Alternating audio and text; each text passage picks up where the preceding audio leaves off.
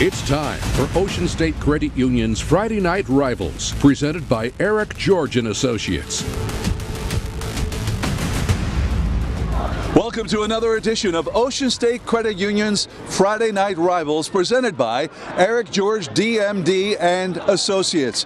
Coming to you tonight from Providence, Rhode Island, and the campus of LaSalle Academy at Samini Stadium for the biggest high school regular season football game of the season tonight. It is LaSalle Academy playing host to their rivals, Bishop Hendricken. Hi everyone, Frank Carpano alongside Kyle Rowley for the big game tonight. Top two teams in the state. Kyle, you're a Bishop Hendricken grad. You played in this game 3 times. What's the feeling on the Hendricken sideline tonight as they get ready to kick this one off? Yeah, absolutely. Nerves. This is the big game. This is the one you look forward to. So you've got the captains probably taking their team aside, letting them know the importance of this one. Well, we have a sellout here tonight. We're expecting about 3,000 people to witness this game. And of course, those of you at home watching along with us. Well, we've got a couple of key players. 2 guys whose names we mentioned last year returning. Tell us about them. Absolutely. I know a lot about the quarterback, Jaden Falcone. He's coming off a great year, his first year as a starter, but he's also coming off injury. So they say he's completely healthy now. Look to see him run the ball and pass it through the air. He's a dual threat guy. And for LaSalle, the running back, he is, they say, maybe the best player in the state. Yeah, a lot of people talking about him as the best, and he's getting a lot of FBS looks and offers, a lot of talk right there. But if you give him a crease, he's gone. Hendricken really needs to limit his big play abilities. That's Terrence Campbell, the junior, who will be in the lineup tonight on offense and also playing defense. In fact, a lot of his recruiting is as a defensive player. All right, time now for the Eric George, DMD and Associates keys to the game. What is the key tonight for Bishop Hendricken to come away with a win? Bishop Hendricken, with their quarterback back, they need to have a balanced attack and attack LaSalle in all the different ways they can, including the screen game. On defense, pretty simple. Stop Campbell and make them do some other things with their young quarterback. As for LaSalle, hoping to take advantage of the home field advantage, as we mentioned, a sellout crowd tonight, what do they have to do to win? Well, LaSalle has to be efficient through the air because Hendricken's going to put so many guys in the box. They have to have other facets that they can go to on offense. As far as their defense, they just need to mix up the coverage, give Falcone something to look at. All right, so got the big game coming up. Top 2 teams in the state of Rhode Island squaring off. They'll kick it off when we return.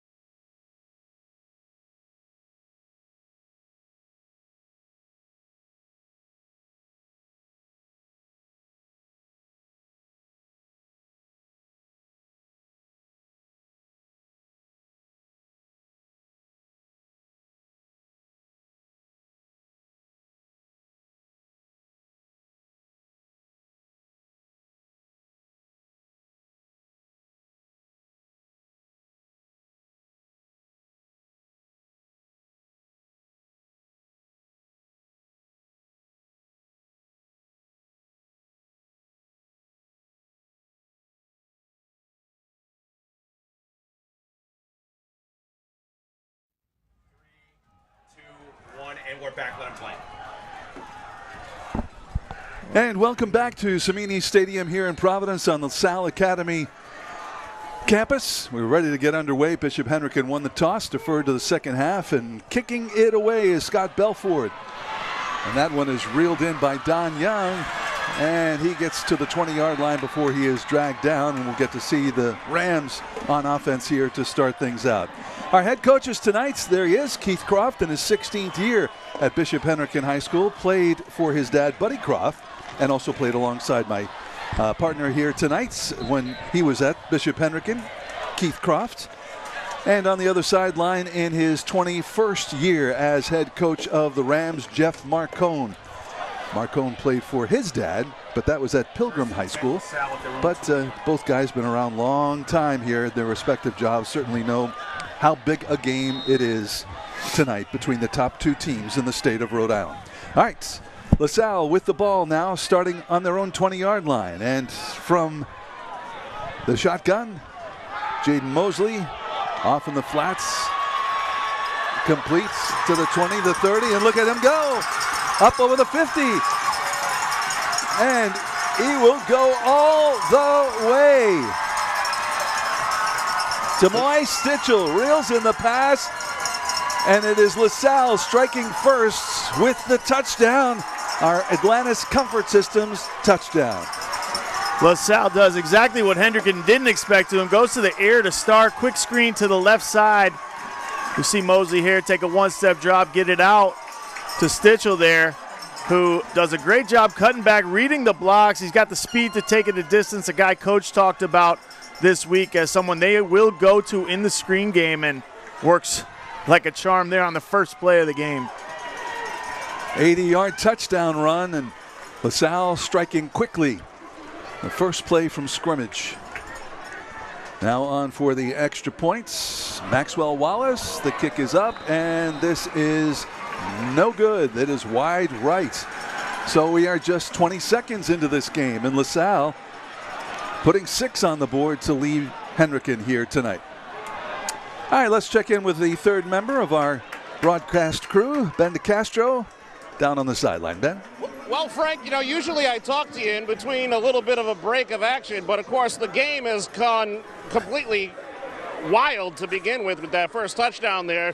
I've got Rumble here. We're talking a little bit about the weather. The temperatures are about 55 degrees, perfect clear skies. This is absolute football weather. But I'll tell you what's going to heat things up is this amazing crowd right here.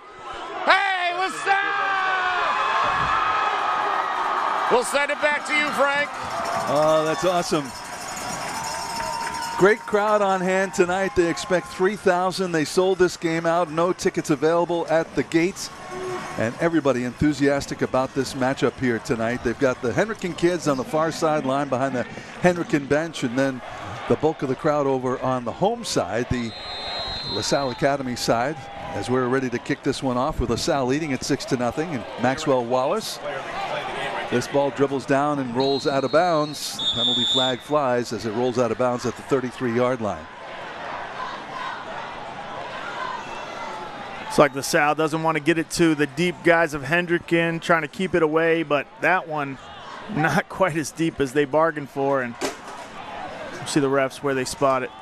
Well, the score so early here in this game, what impact does that have on Hendricken, and especially their defense? Well, it puts them on their heels for sure. I mean, I think Hendricken's goal was to stop the run, and when they throw a screen out there to Tamoy Stitchell, who is their deep threat speed guy that Coach Marcone talked about has that football IQ, that really is a dagger to start this game. All right, so they'll start on the 37-yard line. Falcone, the handoff, and up over the 40 goes Oscar Wea. Wea picking up 4 or 5 yards on the play. So a couple of names rather that we've heard. We did this game last year, a game that came down to the wire and was won by Bishop Hendricken, that regular season game, but it was LaSalle who won the Super Bowl game. Yeah, these guys split during the season. Hendricken won an emotional game, at Hendricken. LaSalle able to overcome them in a big back and forth battle in Cranston. Second down and 6. Now the ball on the 43-yard line of the Hendricken Hawks. Falcone once again handing off, and up rolling towards the 50-yard line is Ronjay Francis, the half-brother of Quiddy Pay. Yeah, Ronjay, a big boy. You can see he's got those Quiddy Pay thighs on him. And just that's what you'll see at the end of his runs. Much like Quiddy, he'll just run guys over. I don't know if you remember, Quiddy would star on offense and defense, but they would just put him in the game when they needed 6 yards, and he would just run defenders over. I've seen guys get out of the way of Quiddy Pay, and he's that similar type of big-time runner. All right, so it was a first down, a roto-rooter first down for Bishop Hendricken. They are a yard shy of midfield here. 1st and 10. The handoff once again goes to Francis. Francis up the middle and up over midfield and into LaSalle territory. So Bishop Hendricken eating up some yards on the ground with their first 3 plays of their first offensive drive here in the first quarter. Yeah, they're doing a good job here, keeping themselves in good positions. First down, chewing up some yards, putting themselves in manageable 2nd and down. As you see right here, they've got 2nd and 5. So their entire playbook is available to Falcone and that coaching staff, Frank Pantalone, the offense coordinator. Wide receiver split wide to the left and the right. Falcone's going to keep it himself, looking for room, and he gets down inside the 45 to the 43-yard line, and that is going to be short of a first down. So 3rd down coming up here for the Hawks. This is what you'll see all game. Falcone has the ability to pull that whenever he wants out of his running back stomach. Doesn't really get a good ride. And great tackling on the defensive side for LaSalle, because usually that could be trouble when he pulls that ball. Falcone, one of the better athletes out on the field, so he's a threat to run at any time as he comes back from getting the play from his coach. He's limping a little bit there already. Remember, he's coming off injury. Surveying the defense, the senior quarterback. And the handoff goes to Francis. Francis around the right side inside the 35 and then pushed out of bounds at about the 31-yard line. More than enough for another roto-rooter. First down. Wow. The way he's finishing these plays could smell trouble for the LaSalle secondary. He breaks the outside here, right side. Has nowhere to go, so just runs that play over, and they're not even going to take him down. He's standing on the sideline finishing the play. 16-yard pickup on that play. Takes it down to the 28-yard line of the LaSalle Rams, who lead it here 6-0 very early in the first quarter. Well, 2 very different kinds of drives. LaSalle, 1 play and score, 80 yards. Stitchell took it, and here multiple plays, multiple different looks from Hendricken. Man in motion. Back to pass. Francis lets it go towards the end zone, and that is incomplete. That is one of the better balls you'll see thrown in high school. He threw the corner route over the top, trying to get Sebastian Laura there. We'll check out the replay for a second. Little play fake, sweep fake. Poised by the quarterback, throws the exact ball you want, that rainbow level 3 ball. And Laura just fades away for some reason. Should have just finished the play toward the corner. Laura, the only freshman on this Bishop Hendricken squad, 14 years old, and we were told by head coach Keith Croft, keep an eye on this kid. You're going to be hearing a lot of him in the next couple of years. Already hearing a lot about him now. Yeah, absolutely, and he ran a great route right there. Just needs to finish that. Here's Francis again, down inside the 25 to about the 22-yard line. Need the 18-yard line for another first down. So it'll be 3rd down coming up here for Hendricken. Yeah, Hendricken is still in good position. One thing Coach Croft talked about with Sebastian Laura, number 14 there, and the 14-year-old, as you mentioned, is he hasn't played in this type of big game yet. So they're just looking to see maybe a little bit of nerves right here, his first time in this rivalry game. 3rd and 4 here. Look for them to give it to Falcone, or Falcone to keep it himself, the veteran. Try to make a play for his team. But he's under center here, which is interesting. Francis, the pitch to Falcone around the right side and inside the 20. Don't know if he got the 18. Let's see where they spot that ball. Or blocked a little bit by the players, the LaSalle players. And it looks like he's got a good spot. Yes, so that is actually close to the 15-yard line. They'll move the sticks as we get another Roto-Rooter first down and head into the Comprehensive Community Action Red Zone. Don't drive under the influence. 16-yard pickup on that play. So yeah, just a simple toss there, but Ronjay Francis doing such a good job staying in bounds there, understanding the situation, and picks up that first down really easily.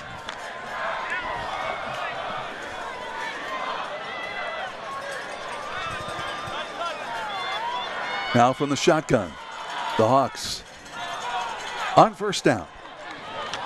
There's the pass, and in and out of the hands of Sebastian Laura, thrown a little bit high, incomplete. Yeah, Laura, like we already talked about a little bit, had a chance to score early.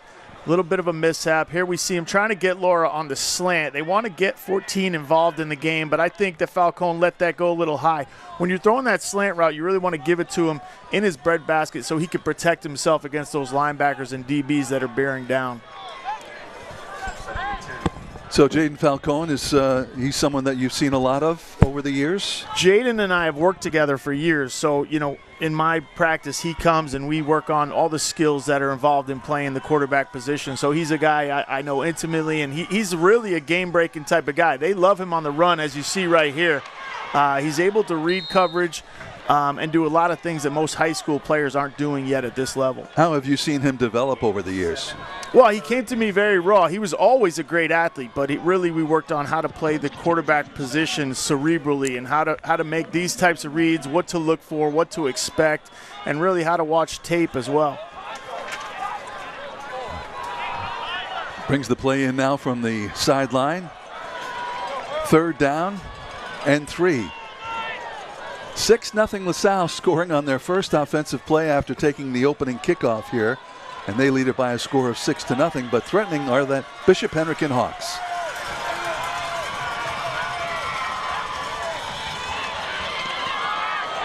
Quarterback holding the ball and looking for the 10-yard line, and he'll come up short. So may have even lost a yard on that play. Yeah, it's 3rd and 3, looks like a loss of 2. Maybe went to the well too many times. A lot of times a quarterback wants to pull that out and make a play for his team, but LaSalle reading it really well there, and that brings up, or that'll bring up 3rd and 3 here, I believe. We got a flag down on the play, so we'll see what we end up as far as down and distance goes. Personal foul goes against Hendricken. They'll back it up. But, each time that Falcone has run the ball, and it's been 3 or 4 times now here in this first quarter, he always goes to the right. So you can almost anticipate that if he's going to hold on to that ball, that's the direction he's headed. Yeah, that may just be coincidental. They may have something they see on LaSalle's defensive line as well that they're targeting with Francis. But, they'll run that play both sides. They'll also have different wrinkles that they can run off there where he could throw slants off of that. And, the senior, he's a starter last year. They give him the ability now to audible out of certain plays, some built-in type audibles that you'll see him make out there. It is 4th down. All right, 4th down play now. 4th down and long for the Hawks.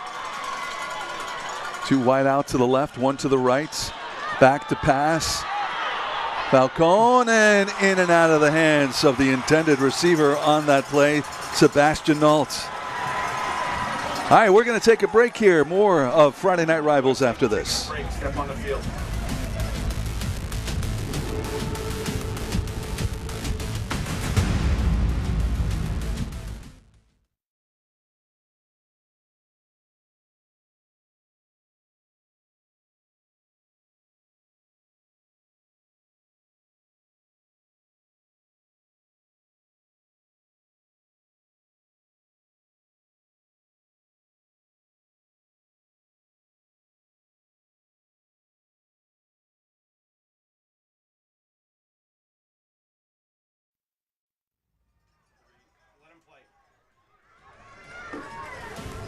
All right, welcome back. Bishop Hendricken versus LaSalle, and now the Rams taking over on downs from their own 25-yard line. 1st and 10. There's the handoff on 1st down. Up the right side and muscling his way for a couple of yards on that play. Terrence Campbell with his first run. 2nd offensive play from scrimmage. Yeah, much like Hendricken, they're just running sort of a read option there out of the backfield, quarterback out of gun, and nothing doing. Hendricken's front 4 and front 8, if you will, is one of the bigger, more mature in the state. So LaSalle will struggle if they're trying to go up the gut against Hendricken. All right, Jaden Mosley now in the shotgun.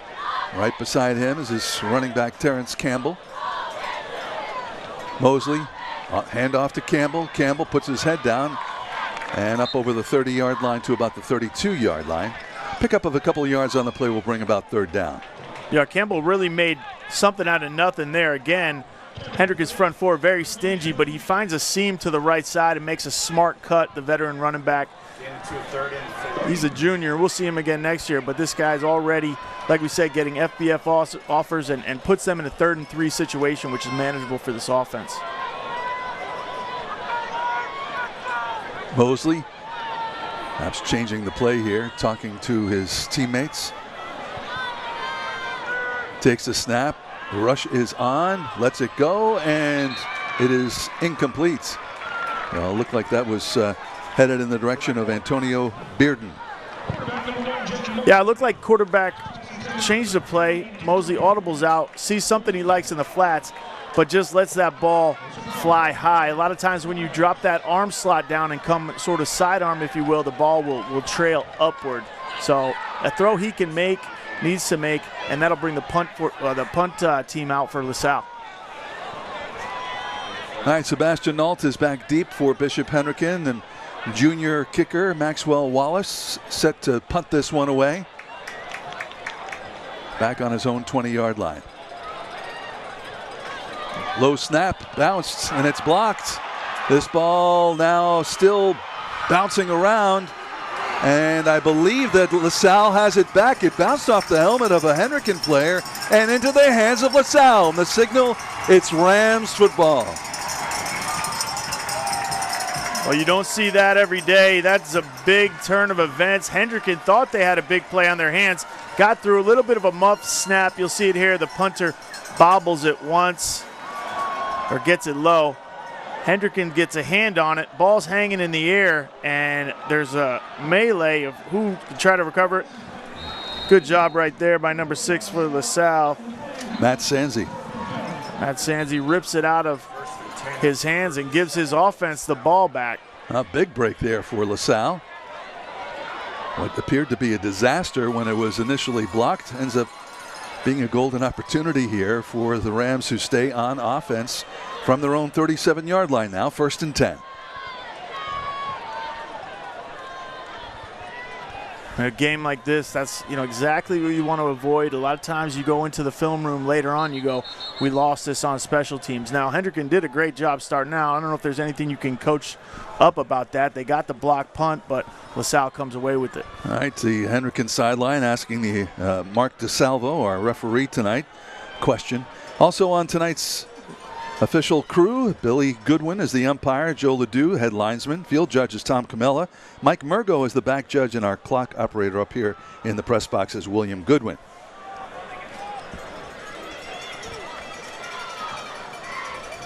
Not sure what the conversation is there, but looks like we're ready to get back underway with just under 4 minutes to play here in the first quarter, and LaSalle leading at 6-0.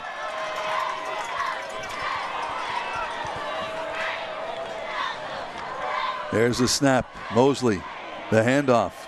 And Campbell is met at the 40-yard line, so let's call it a 3-yard pickup.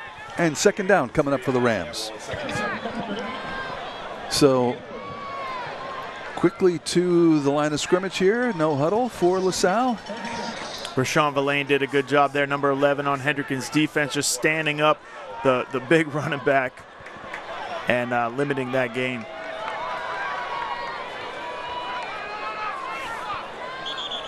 And we have a flag flying. And we'll see what this call is. And it's offside against LaSalle, so they'll back him up 5 yards. Now you talk about this young man, Terrence Campbell, who we mentioned. What a week he had last week. 4 touchdowns against North Kingstown and had 100 yards rushing in the first quarter alone. So he is someone to be reckoned with, and is garnering a lot of attention from the Bishop Hendricken defense already here tonight. Yeah, absolutely. And Coach Croft on the other side gave him a ton of praise for changing the whole complexion of the Super Bowl game last year, not only from running back, but like you said, from the linebacking position. He said they had big problems with him.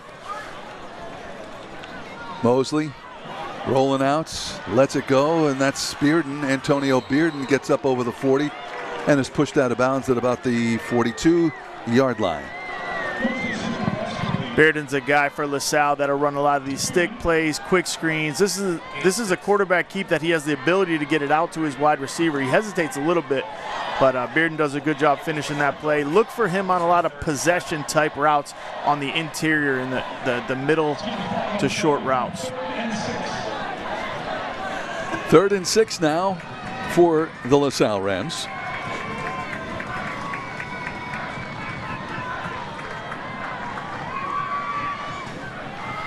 Mosley, man in motion.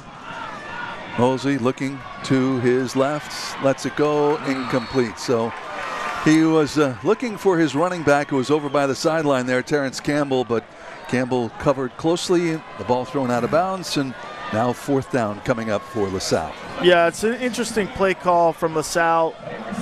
Mosley into the boundary, really. It was tight there. The ball was lined up on the left hash, and they decide to run sort of an option play left. There's just not a ton of room over there, and you saw Hendricken capitalize. Maybe they're seeing that Hendricken's slanting their defense towards the field, and they're trying to run away from it. All right, Maxwell Wallace once again will punt this one away. He's back on his own 28-yard line. There, another snap that bounces. This one gets away cleanly. And a fair catch called for by Sebastian Nault. We're going to take a break. We'll be back with more Friday Night Rivals after this. Wesley, we're taking a 30-second time.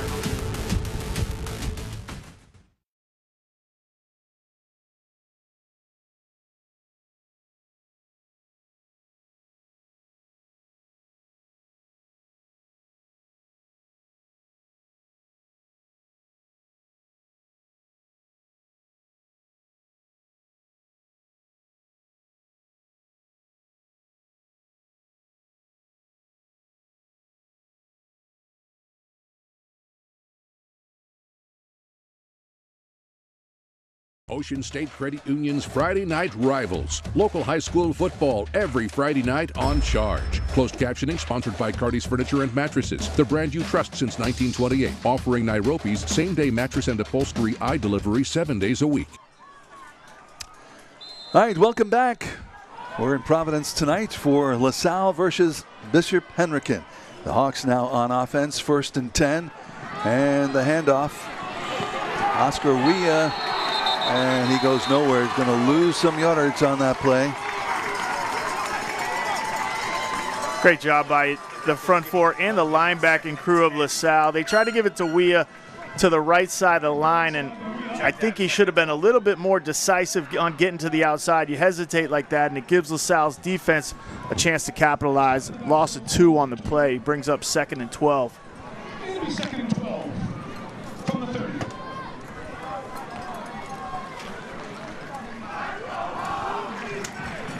Senior Jaden Falcone leading the Hawks offense from the shotgun now. Man in motion, Michael De Silva. Back to pass. Letting it fly, looking down long, and it completes down inside the 30 and the 25-yard line. And that was the young man, Sebastian Laura, the freshman, reeling in the pass. First big catch on this huge rivalry game. 44-yard pickup. 2 great throws already in this game by Falcone, especially on these deep balls, just feathering it in. And finally, Sebastian Laura able to make the plays that the Hendricken coaching staff know he's capable of. Number 14, only a 14-year-old out there, a freshman, making huge plays in one of the state's biggest rivalries. Wow. Down to the final 40 seconds now of the first quarter. There you see Laura wide out to the right. Ball on the left hash mark, 1st and 10. Falcone rolling out, lets it fly, and that is incomplete. He had the open man, but unfortunately just couldn't reel it in. Number 41, Sebastian Nault on the intended receiver. Yeah, Falcone escaped the pocket out to the right, does a great job, puts it into space for Nault. That's an easy catch for him. Probably thinking about the end zone a little bit too much. Should have secured the catch and set his offense up on the 1-yard line. There's been too many drop passes from Hendricken so far in this game, but they're just, this season getting used to opening up the offense and getting into that aerial attack.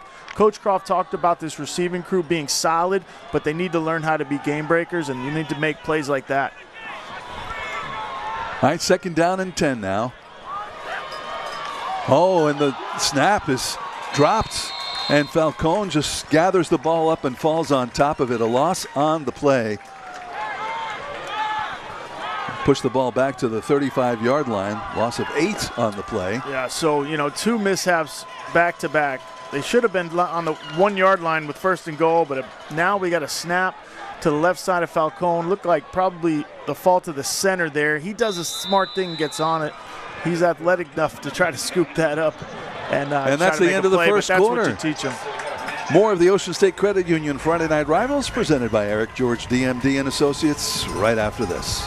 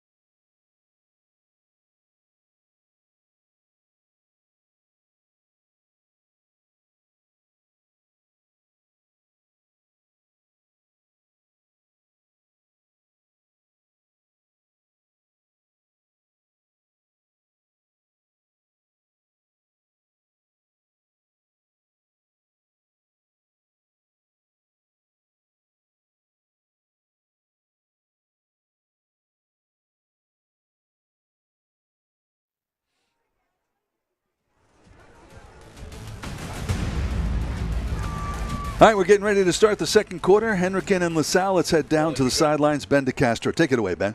Frank, I'm climbing my way to the top. I've got the brand new Bishop installed here. Providence Bishop Henning. Bishop, this is the first time you've been at this rivalry game. This is exciting. What is it like? It's great. It's fun. It's great to see the crowds, how excited the kids are. For me, I got to be a little neutral here. They're both Catholic schools, so I'm rooting for them both. Right, in the eyes of the Lord, we're all his children. Hey, how much do you think of that crowd? Can you get that crowd riled up over there? I think they're riled up enough on their own. They don't need me. Bishop Henning, thanks so much. Congratulations, and we'll see you on the field. Very good. Back to you, Frank. All right, thank you, gentlemen, very much. As you saw in that first down play, incomplete pass, defense getting to the quarterback there. And it is now 4th down. The Hendricken putting themselves in a couple tough spots early in this game. Not a lot of plays you can go to here on 4th and about 18. See what Falcone's dialed up here.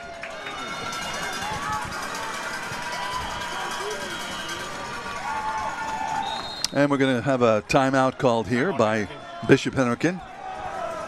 Take a look at some of the stats here in the first quarter. LaSalle with 97 total yards, 86 passing yards, but 80 of those was for that first play where they had the catch and run for a touchdown. And so total yards 97, 100 total yards for Hendricken in the first half. But it is LaSalle with the most important stat, the score, leading it 6-0 here. Any takeaways from the stats in the first quarter? I'm not a stat guy. Let me look at this. No, I'm just kidding. Hendricken should be leading by a lot. They're just not making big plays. So there's probably 50, 60 yards of offense not shown in these stats, and that's drop passes by Hendricken's wide receivers. So if they can get that going, I really think they'd be tied or ahead in this game. But LaSalle executing just a little bit better than Hendricken thus far. All right. Back out from the sideline come the Hendricken Hawks on 4th down and 18. 3 wide to the right, 1 to the left. And Jaden Falcone calling signals here. Looking to the right, looks to the left, down the middle, lets it go, and that is incomplete. It was in and out of the hands of Tamoy Stitchell, but just as well that he let that ball fall incomplete as the Hawks turn it over on downs and will take over now on the 35-yard line. Well, Stitchell playing the free safety spot there on LaSalle's defense. Falcone does what you teach not to do, is, throwing a seam route or post right into a cover 3 or cover 1 safety. So he's got to make better decisions right there. He's had a stellar game as far as deep balls, except for that errant throw there. He's looking for 13, but just not the play you want to try to make. But like we said, there's not a lot of things you can do on fourth and 18. All right, the LaSalle Rams now on offense in their maroon uniforms from their own 35-yard line. Jaden Mosley, handoff goes to Terrence Campbell, and Campbell brought down at the 40-yard line after a pickup of 5 yards. 2nd and 5. So perennially, these are the teams that you typically see in the state championship Super Bowls. In fact, 10 of the last 12 between Bishop Hendricken and LaSalle. Bishop Hendricken with 10 wins, but last year it was LaSalle with a Super Bowl win, their first since 2017. And here they are now on 2nd down and 5 from their own 40. Mosley, the handoff goes to Campbell. Campbell gets first down yardage and more, breaks away down to the 40, 30, 25, and brought down inside the 20-yard line. Great run by Terrence Campbell, but the Hawks defense catches up with him and drags him down at the 18.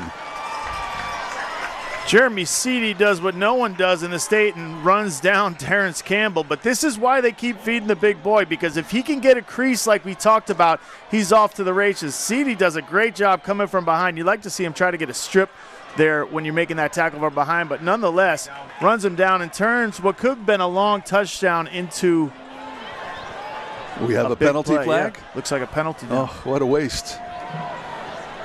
Kind of come all the way back. Oh. I didn't see the call. The penalty call is likely holding early, which will negate that whole run. They're showing 2nd and 10 on the sticks. So they backed him up 5 yards. We'll see the run here, see if we can pick up what the refs are seeing.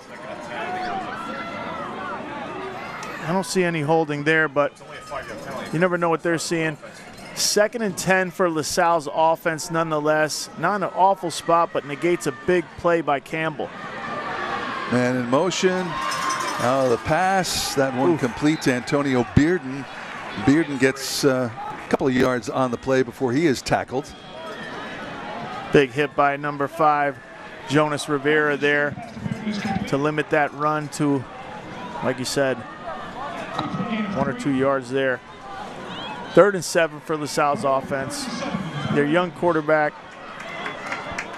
might put it in his hands here, Jaden Mosley.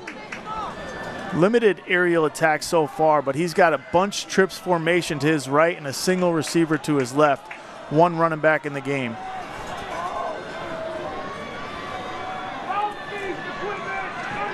Back to pass, lets it go, and that is incomplete.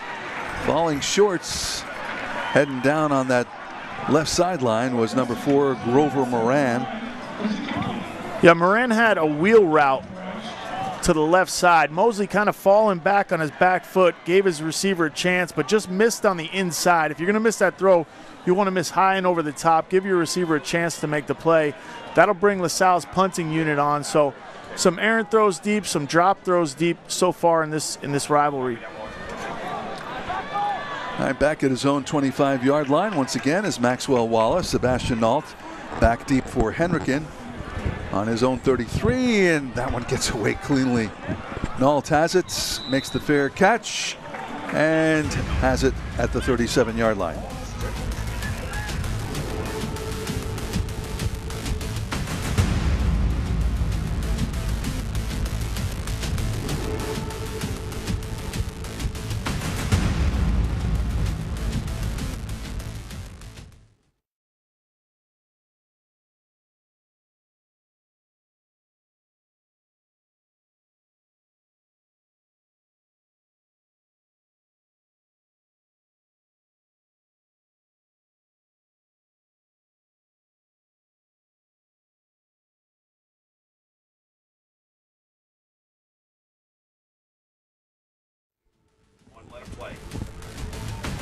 All right, welcome back now. Bishop Hendricken taking over, 1st and 10 from their own 37-yard line and trailing 6-0 to LaSalle here.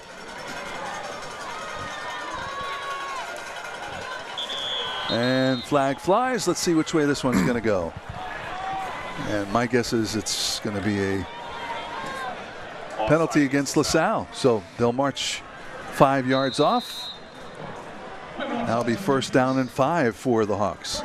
Looks like Falcone uses snap count there. We haven't seen that yet tonight, but a good job doing. That'll help his offense, give them a little bit of head start on this important drive. Falcone, hand off to Weah. Weah to the 45, and there he is met by a bunch of maroon jerseys. We are running tenaciously right there. Got to be careful with the ball when you're making those 2nd and 3rd attempts at positive yardage. You'll see the replay here. Just that inside zone read, a little bit of trouble on the snap. Initial contact, spins off, tries to make way, still fighting, but he's got 4 around him, and that's when you lose that ball. So especially in big games like this that are going to come down to the wire, want to make sure that you just hold on to that thing while you're keeping those legs turning. Tamoy Stitchell from the Rams was the first defender to make contact with him. Help stop his progress, bring him down. 2nd down and about a yard now. Ball on the 46-yard line.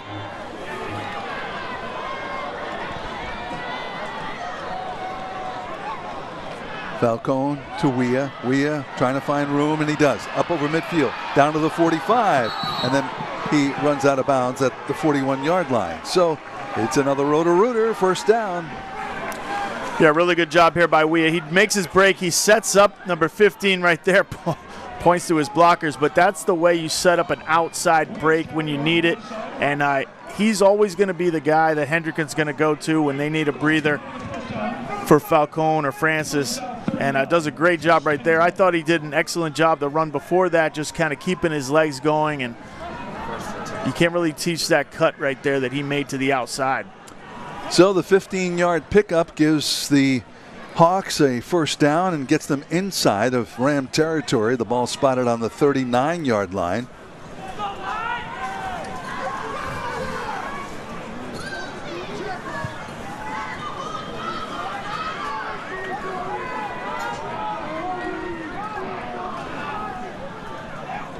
Falcone takes the snap. Weah once again down, and he is dragged down by Terrence Campbell. Flag on the fields. See what the call is here. Campbell threw him down violently. I wonder if that's what the refs are calling. Nope, looks like LaSalle saying this is against Hendricken, possibly holding on the outside. Yep, we've got some holding. So we are doing a good job breaking to the outside. The problem is with that, a lot of times your defensive or your offensive tackles would get caught with their hands, just kind of getting stretched out. Let's look for it at the end of this play. And Campbell doing a great job at backer. That's what we were talking about earlier in the broadcast is Coach Croft talked about his abilities on defense are really a problem for Hendricken's front 5. Remember asking a member of the New England Patriots offensive line once, I said, how often do you actually hold? Well, every play. yeah, every play, especially when I'm trying to block Terrence Campbell. You just hope you don't get caught. The Hawks caught on that one, so it's 1st down and long now. And there's the pass, and that goes to number 14, Laura. And Laura gets some nice yardage back inside of LaSalle territory. He's dropped down at the 41-yard line. Laura is the guy they want to get it into his hands. He's a speed guy. This guy can go 100 yards with the ball. He's kind of the Tamoy Stitchell of Hendricken, who we saw take one to the house earlier. Nothing much there. LaSalle's linebacker dude does a good job on pursuit angles right there. So that's going to bring up 2nd and 12 yards.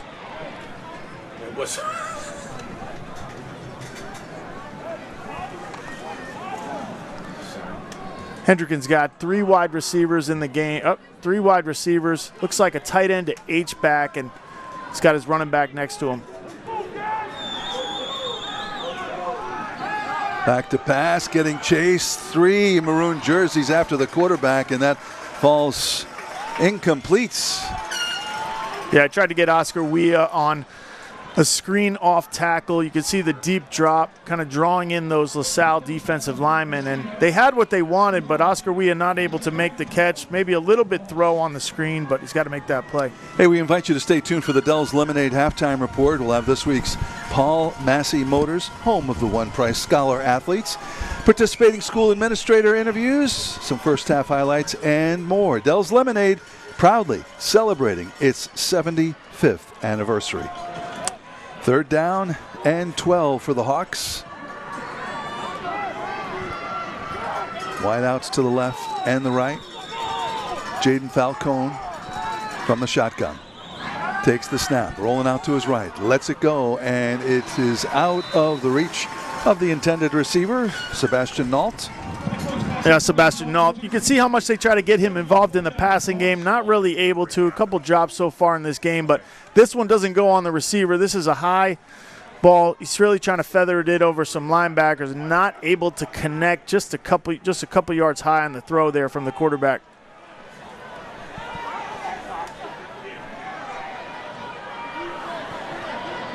Yeah, you can see how much they try to get it to Nault. He's a well-rounded player, a hockey guy, runs some track as well. So they really consider him an athlete. They're going to move him around the field as you look at the end of this second quarter and into the second half. Scott Belford's going to punt this one away, back at his own 47, and just gets it away as the rush. Nice bounce for the Hawks, and that one rolls out of bounds, and a penalty flag flies. And we'll see what the call is here. We see a holding signal. A lot of penalties in this second quarter so far. Holding against LaSalle. Yeah. So well, that'll put. All right, we're going to take a break. More Friday Night Rivals after this.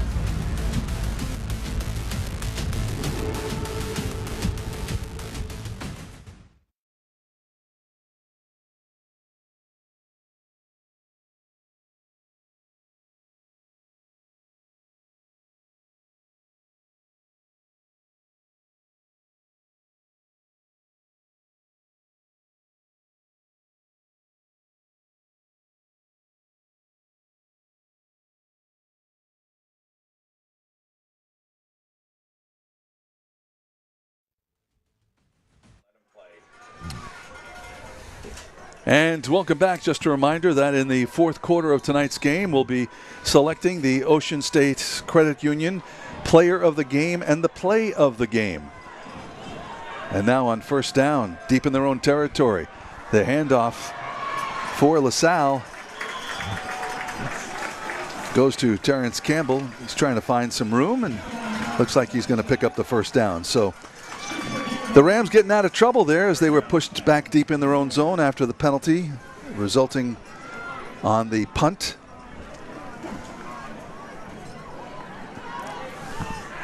.548 left in this second quarter till halftime. LaSalle up 6-0. Important drive for them. Young quarterback Jaden Mosley in the game, out of gun. 3 wide receiver set. Mosley, handoff. That goes to Campbell. Campbell picks up a couple of yards. Gain of 2. And he's stopped just, let's see, 22, 23-yard line. Looks like he is headed to the sideline. So it'll be a 2nd and 8 now for the Rams.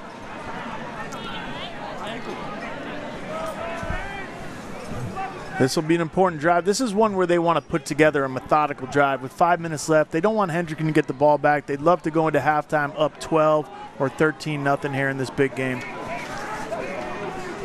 Mosley looks like changing the play now. Yeah, LaSalle has particular audibles they can call at a particular formation. So looked like Coach wanted him to change it up.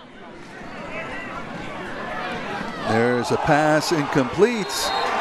Do we get a flag? Yes, it would be a pass interference call as Tamoy Stitchell looked like he was held back. Yeah, that ball was high. I thought they were going to call it uncatchable. There's definitely some grabbing on the play from Hendricken's defensive backs. They make the call. You see Mosley pushes the ball a little bit high on that slant, but there's definitely some grabbing up, especially up near the helmet. You'll kind of get that call, but close to an uncatchable pass right there. But it'll move the sticks, and being aggressive, we often talk about it, Frank, gets you rewards in that passing game with those interference penalties. 1st and 10. Handoff on first down and going nowhere and losing a couple of yards on that play. Is that 18? Yep. Tough to see these numbers. 18, Charlie Slay. Slay. I have it. Charles Slay. First time he has carried the ball here tonight. Terrence Campbell taking a bit of a break. He is actually on the bench. And don't know if he has some sort of a health issue. Keep an eye on him. Maybe a cramp.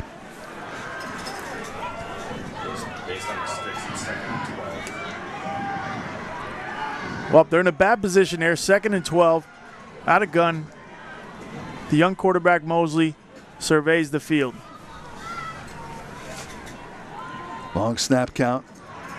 Fakes the handoff and the pass intercepted. The Hawks have it down to the 30, 20, 10, and pushed out of bounds at the 3-yard line is Jonas Rivera. Jonas Rivera read the slant right there by Jaden Mosley. He went there a couple plays ago. The safety reads it. Great anticipation here. You'll see 5, cut left early, read the play, make a great play with his hands, and he's off. 38-yard return, and they're spotting that ball down. Let's see, where do they put it down? And they are going to spot this down. Finally, the official puts the ball down at about between the 2 and the 1 yard line. So 1st and goal, as very quickly it is the Comprehensive Community Action Center red zone for the Hendricken Hawks. What a break for the Hawks here with 3:29 to go in the first half. Yeah, very timely interception there by Rivera.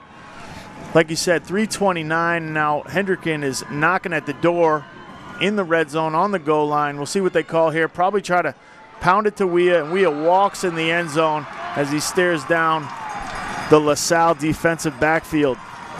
So Weah takes it the final yard in for 6 points to tie this game up with 3:25 to go in the first half. And now Hendricken will set up for the kick. What a change of events there. Big play when Hendricken needed it. It looked like they were going to go into halftime at least down by 6, but the big play by Rivera and then Weah finishing off the drive has tied this game. Hendricken able to kick this. Scott Belfort is good. Yes, so Bishop Hendricken goes up 7-6, 3:25 to go. More Friday Night Rivals coming your way right after this.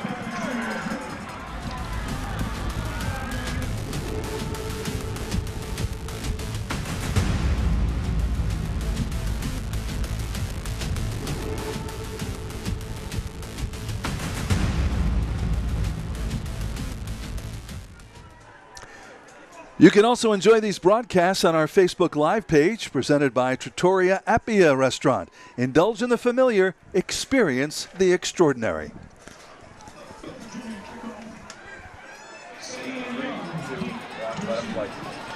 Hi, welcome back. It's Bishop Hendricken striking pay dirt here.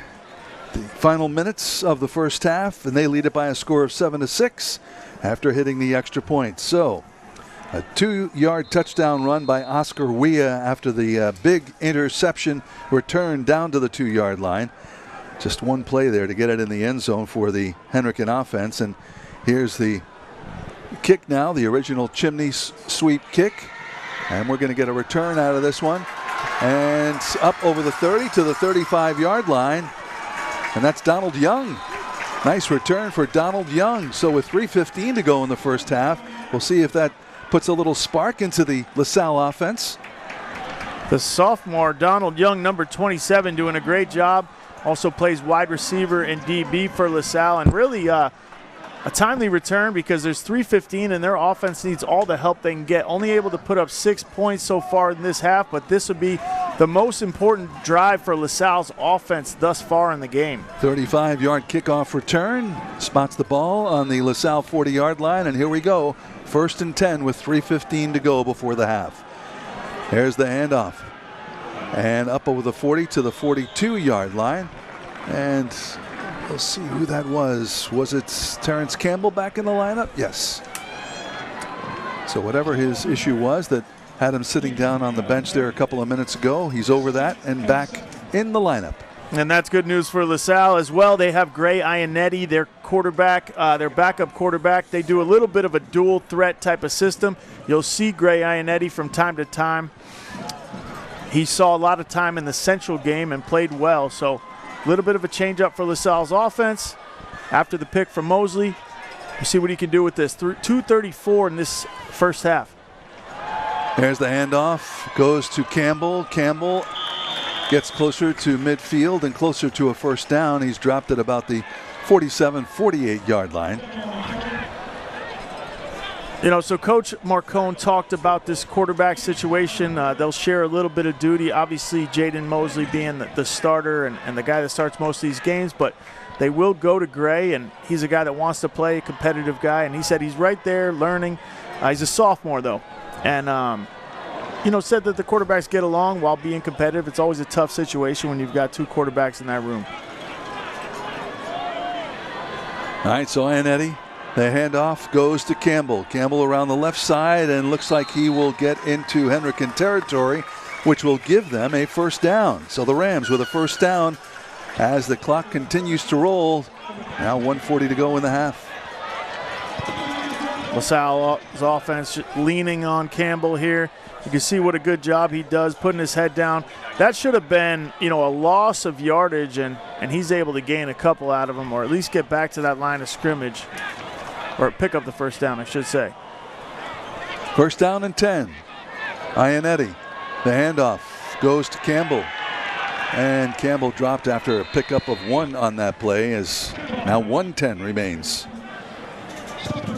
Lincoln Tiernan doing a good job taking down Campbell. He's not an easy guy to take down, but well, he certainly had his way last week with North Kingstown with his 4 touchdowns and 100 yards in the first quarter alone. But this Bishop Hendricken team is a different animal here. And the one thing that Jeff Marcone, the head coach of the Rams, told us is that they're bigger, they're more physical, and certainly experiencing that tonight. There's the pass, and that one is complete down to the 40, and stepping out of bounds after the reception is Antonio Bearden. So Gray Ionetti completing his first pass of the evening as the clock stops with 34 seconds to go, and they move the sticks after another Roto-Rooter first down and a pickup of 13. Yeah, nice footwork there. Just a simple pivot and turn, throws the 5-yard out. Bearden with it, and that's why you make that simple read and throw, that catch and throw. And it pays off for LaSalle. This is, they need to pay attention to the clock here, 34 seconds. So they are in a 4-receiver set. Look for them to go through the air. Not a lot of time to use Campbell after this. All right, back to pass, Ionetti, and that is complete. And should be calling a timeout here. And yep, Jeff Marcone out onto the field, signaling the timeout for LaSalle with 25 seconds to go. Ionetti doing a good job getting them in a rhythm in the passing game. That was a little bit of a curl flat type route combination, and he hits it on time. So the sophomore doing a good job with his first drive in this game.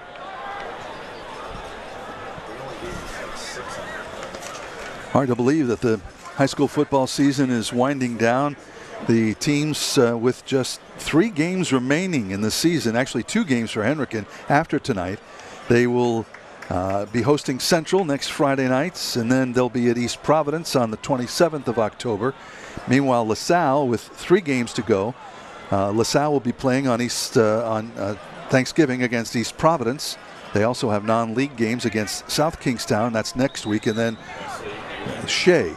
So no Thanksgiving Day game for Hendricken. You played on Thanksgiving Day when you played for the Hawks, right?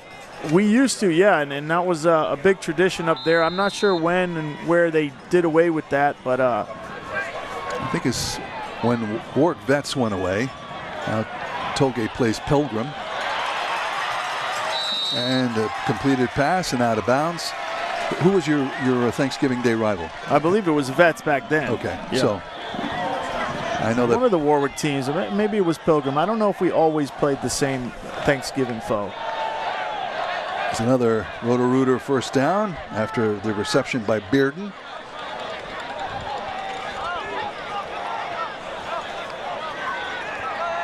It was a long time ago. Don't but those pop up were questions like that on me. Yeah, but those were special moments. You got to remember those. You know what I was always doing during Thanksgiving games? I was thinking about how we're going to beat LaSalle and East Providence. Well, I'll tell you what. There's another score right now for the LaSalle Rams. And a pass reception reeled in by Grover Moran. So with 18 seconds to go, it is LaSalle going ahead. Here it is again. Ionetti in the pocket, throws a nice ball, puts it up there for Grover, and no, there's no one covering him there. Obviously a good throw and catch, but you wonder where the Hendricken secondary was. Oftentimes when that happens, you have a post that'll bring the DBs in, and you're on a wheel behind it. That's a big high school play, and I didn't get to see the beginning of that route, but I venture a guess that that's what happened. Well, there were two defenders on another receiver there, Perry Hurlin, and they got kind of tangled up with him, and that allowed Moran to get free. So let's see what LaSalle does here as they missed the extra point on their first touchdown, which was on the first offensive play of tonight's game. And it looks like Jeff Marcone would like a 2-point try here. And back out on the field, the coach is talking with our lead official here tonight, referee Mark DeSalvo. Looks like they're going to go for 2.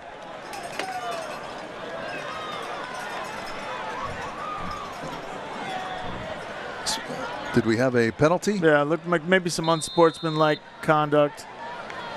So they'll have to do this from, way back at the 18-yard line. You wonder why they don't just kick it from here, because that makes it all the more difficult. Little mistakes like that really hurt you, but let's see if they're able to take advantage of this opportunity. The pass, and that falls incomplete in the end zone. So that one is intended for Tamoy Stitchell, but falls incomplete. So the score now is LaSalle leading it by a score of 12-7 after the touchdown pass from Ionetti to Grover Moran. So whoever did these numbers for LaSalle needs to rethink. These 0s, 8s, and 6s are tough to distinguish between. Well, do you remember our first game of the year? Where were we? I think it was Hendricken. Hendricken had really dark jerseys on with dark numbers. We were having a real problem seeing who was who out there, but if they're through the air, a lot of times it's Tamoy Stitchell, so I'm going to lean on that. The Tri-County Community Action Agency scoring summary, that 20-yard pass, Ionetti to Grover Moran. The 2-point conversion no good, so 12-7 LaSalle. I think it was Tolman that had the dark jerseys and then purple numbers on top of that. That's tough. It's that blend. There's the kick, and that looks like it's sailing out of bounds. And the flag flies as the ball heads out of bounds at the 40-yard line. 18 seconds to go now in the half. Just a reminder, the Dell's Lemonade halftime report is chock full of good stuff, and we hope that you'll stick around for that as we get you ready for the second half of tonight's game. Conservative kick there by LaSalle. Probably the smart thing to do, but interestingly enough, Hendricken's offense has the ball right near midfield. They'd like to think that they could throw a deep dig route / a bang post, 10-yard post, possibly get into field goal range, maybe sneak away in this half with another 3, because they trail right now 12-7. But that's easier said than done. We'll see. He is in the gun, right? So usually if he's just going to down it, he'd be up under center, maybe run a run play, see what happens. Nope, there's the snap, looking to throw, and dropped for a loss on that play. And getting to him was number 81, Rex Zadroni. Yeah, good job by Zadroni. He's not an easy quarterback, Falcone, to take down like that one-on-one. I think even Falcone thought he had a chance to get to the edge, and that'll do it for this first half of football. 12-7 LaSalle leads. All right, Zadrozny. I want to make sure I pronounce that name correctly after that good play by that young man. All right, we've got 2 quarters down and 2 to go. The Dells Lemonade's halftime report is coming up right after this.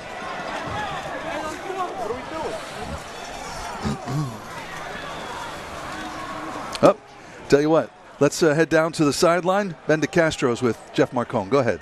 All right, Coach, you opened up the game with a the kickoff return for a touchdown. You end this quarter, the half essentially, with a touchdown. What are you going to talk to your team about? I just kind of continue taking care of the football, and we got to get another score. Every time you play these guys, 12 points not going to be enough. So we got to take care of the football, keep on doing what we're doing, and defensively, I'm proud of our guys. They're buckling down in the red zone, and if they can keep on doing that, we're going to be in the game. Good luck in the second half there, Coach. We'll send it back to you, Frank. All right, thank you. And we have the Dells Lemonade halftime report coming up after this break. More Friday Night Rivals coming up.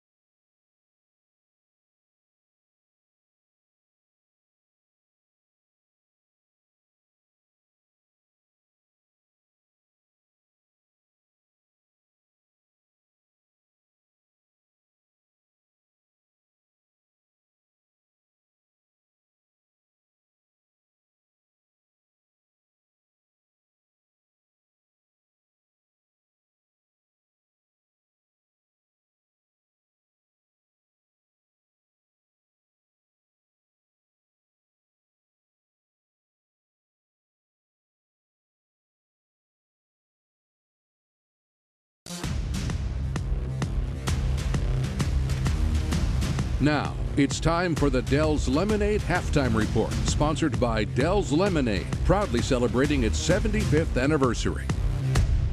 And welcome back to Samini Stadium in Providence as we are at halftime of tonight's big game between Bishop Hendricken and LaSalle Academy.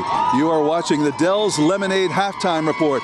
And time to check in with the folks from Massey Motors and hear about who are this week's Scholar Athlete nominees. Hi, this is Michelle Massey from Paul Massey Chevrolet, your #1 Chevy dealer. We're honored to sponsor Ocean State Credit Union's Friday Night Rivals Scholar Athletes of the Week. This week's Scholar Athletes are... Up first, Rashawn Villain of Bishop Hendricken. Rashawn is captain of the Hendricken football team, has played varsity since freshman year, and made All-State as a sophomore. In the classroom, he holds a 3.2 GPA and has made high honors every academic year. Up next is Max Jackson of LaSalle Academy. Max plays soccer and golf. He's captain of both teams and has been named an All-State athlete in soccer and golf. In the classroom, Max has a 4.0 GPA and is a first honors roll student. Congratulations, Rashawn and Max, on all your accomplishments in the classroom, on the field, and in your community. And good luck the rest of the school year.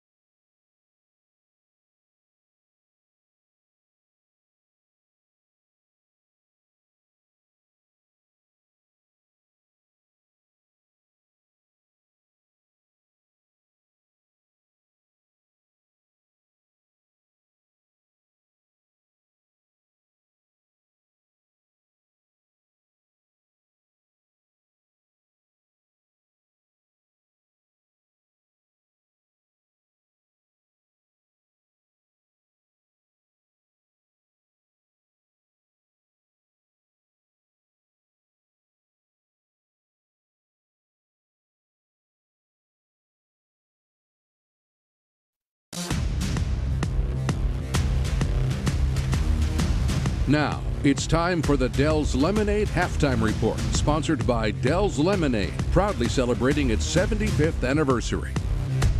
It's an exciting night here in Providence, Rhode Island at LaSalle Academy, and I have the principal of LaSalle Academy, Principal Tim Welsh. Tim, this is such an exciting night. We've got a great crowd. We've had tailgating earlier. Football, of course, is on the horizon for the rest of the evening here. Talk to me about the attitude, because this happens every day here at LaSalle, right? Well, not quite, but this really is what high school sports are all about. The kids competing, the fans having fun, both schools representing.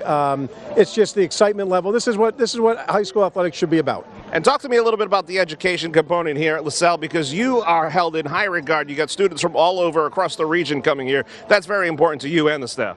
It really is. We're really a school for southeastern New England at this point. We have a number of students from Connecticut and Massachusetts, including Rhode Island.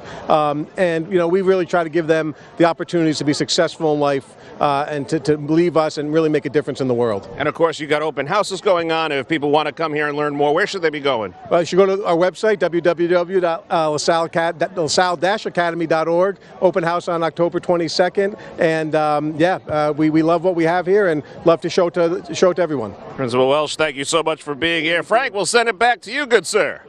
All right, thank you very much, Ben. Coming up, we have some first half highlights when the Dell's Lemonade Halftime Report continues right after this.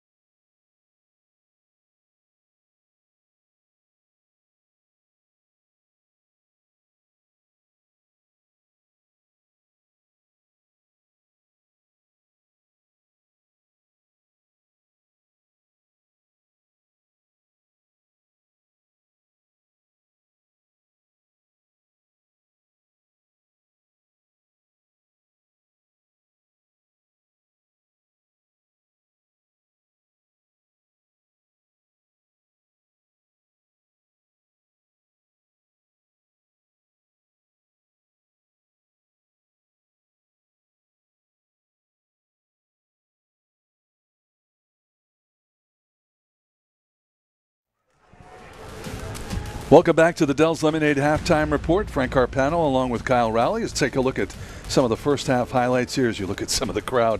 And there's a big one here tonight. Talk about big. This was a big play to start the game. Man, first play of the game. Tamoy Stichel takes a screen about 80 yards for a touchdown on the very first play and really puts Hendricken on his heels. But Falcone comes back with a big throw and catch to Sebastian Laura after a couple attempts before that. One was dropped and comes back and makes a big play. But the biggest play thus far, probably Jonas Rivera picks one off from Hendricken, which sets up an easy touchdown for Oscoria on the next play, number 8. But LaSalle, after that, not dead. They are able to bring their second straight quarterback in the game and throw a easy touchdown to Grover Moran. Deep throw. I think he was 3 for 3 on the drive and kind of changed the complexion of this game. As you see the throw there again, 12-7, LaSalle leads. All right, let's go down to the sideline now. Ben DeCastro is standing by with the head coach of the Hendricken Hawks. Ben? All right, I do have Coach Croft here. Coach, what you guys are just piling through this first half. It's quite a battle out there. What are you seeing? What did you talk to you guys about? We're there. We just got to make some plays, and it's a back and forth game. They've made more plays than us in the first half, so we got to execute better in the second half. This is always such a rivalry game. There's a huge crowd on both sides. You got a lot of people here. How do you keep the guys focused during the game and even into the second half and not lose sight of what you're really working for? Yeah, I mean, once the game starts, I mean, our kids are used to big games, big atmosphere. So, I mean, I don't think it has any impact at this point. Before the game, you know, the nerves are there, but once the first play goes, we're good. All right, thank you. Good luck in the second half. Frank, we'll send it back up to you. All right, thank you very much, gentlemen. And that concludes our Dell's Lemonade halftime report. Coming up, third quarter of tonight's game, Bishop Hendricken against LaSalle. We'll be right back.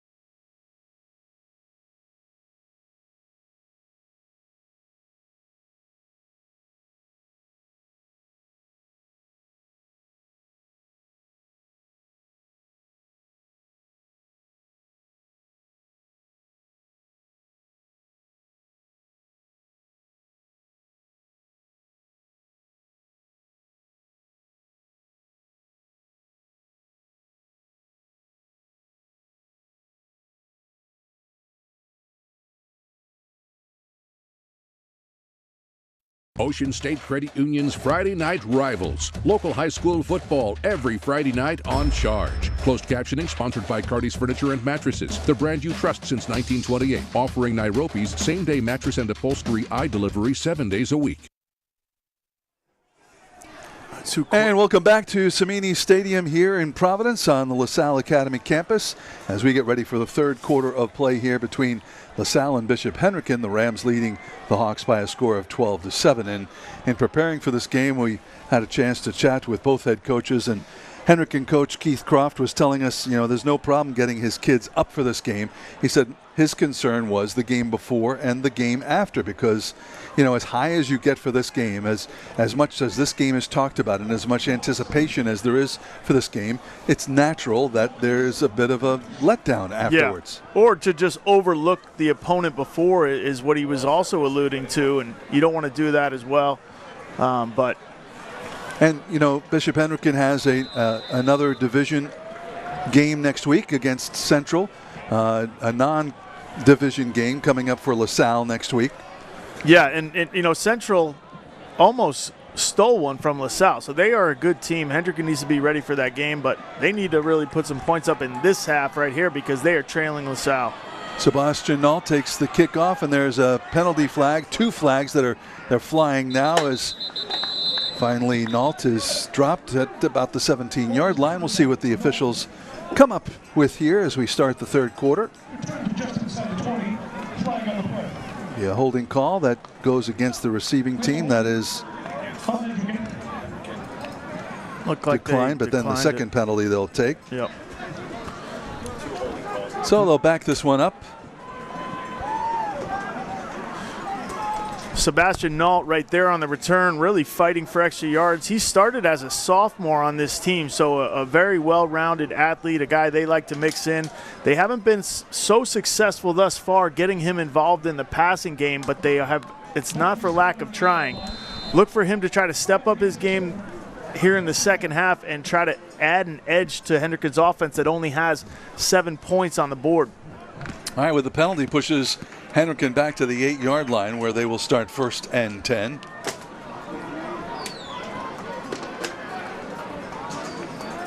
Falcone, the quarterback, looking over the defense. And we are waiting here for them to set the flags, and the officials blow the whistle, and here we go.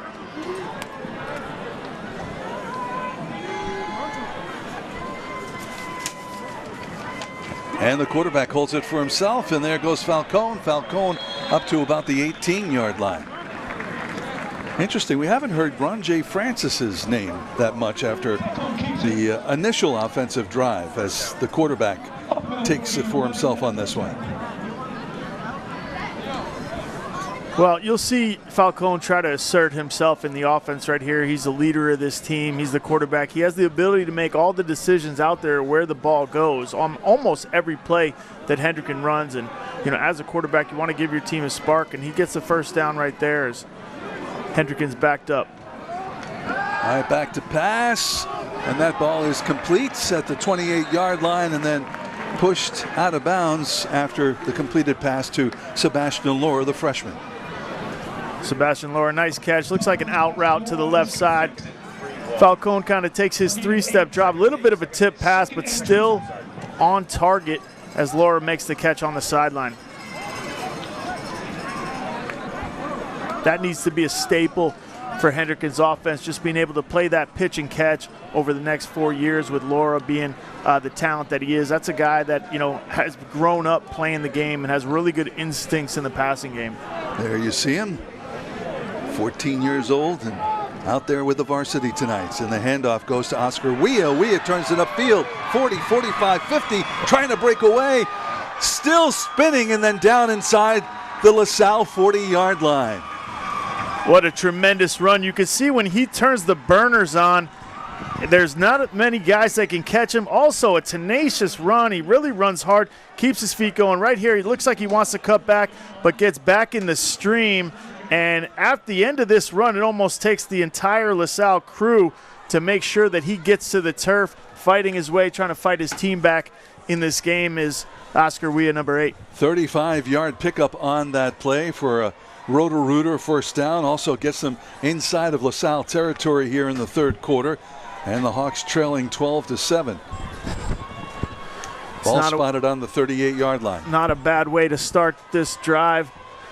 Number 8, Oscar Wea, carrying the load. Falcone in gun. And the handoff, that one goes to Sebastian Nault. Nault down the far sideline and stays in bounds. And looks like that ball will be spotted on the 30-yard line. So they're short by about 2 yards on the play. Yeah, this is Hendricken's motion speed sweep. Tough to say. And Sebastian Nault will do the bulk of the carrying on those speed sweeps. They'll bring him in motion, try to time it up, get to the edge, try to catch LaSalle's defensive end sleeping and make it a little bit tough for them to keep contained. On the edge of that, they'll also fake that and give it up the middle and try to play that two-hole game. Falcone surveying the defense, and looks like it's going to be an offside call against LaSalle, so that will give them first down yardage. I'll move the sticks. Be first down and 10 coming up after the 5-yard penalty. Yeah, it's an interesting time to use your snap count. I don't know if he did, but LaSalle jumps for some reason. You kind of cherish those second and shorts as a quarterback because those are your chances to take shots downfield in the passing game and not really be penalized as an offense because you still have that third and manageable or third and short left on the docket. All right, so the ball spotted on the 25-yard line. First and 10 for the Hawks here. Trailing by 5 points in the third quarter. Falcone's got man-to-man. Hand off to Wea. Wea up the middle, breaks it through, down inside the 10, still battling, and then trying to drag him down, and it is going to be looking for the signal. short of the first down, the touchdown rather, but wow, what a carry by Oscar Wea. Oscar Wea is hitting the hole like you're supposed to, not really waiting, hitting where it's taught to, and then he just keeps his feet moving. The offensive line for Hendricken eventually catches on that their guy is not going to quit and try to pick him up and push him over the goal line. You won't see a better team effort than you saw right there. And they're on the 1 yard line knocking, trying to go ahead in this big rivalry game. 24-yard pickup on that play. Tight formation here on first down, and it's Wea again, and he pushes it in for the touchdown. Oscar Wea has really added a spark to this Hendricken team. He's getting his offensive linemen involved. They're inspired by his effort, and everything's kind of clicking right now for them. I think based on the way that number 8 is hitting the holes in this game, and they make that one look easy, as you can see all the Hogs in front making sure that their buddy gets in the end zone. So an Atlantis Comfort System touchdown, and that puts Hendricken up by a score of 13-12, and now the extra points attempt. And we have a penalty flag flying here. And that is going to be offside against LaSalle.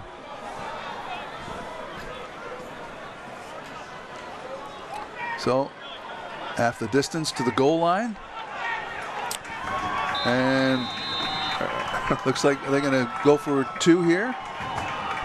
They're definitely sending a new team onto the field. I guess because this ball will be spotted so close to the goal line, Hendricken deciding to try to go up by 3 here with the 2-point conversion, which I like their thought process. What do you do? Would you give it right back to Oscar Wea? And as we mentioned, we haven't heard the...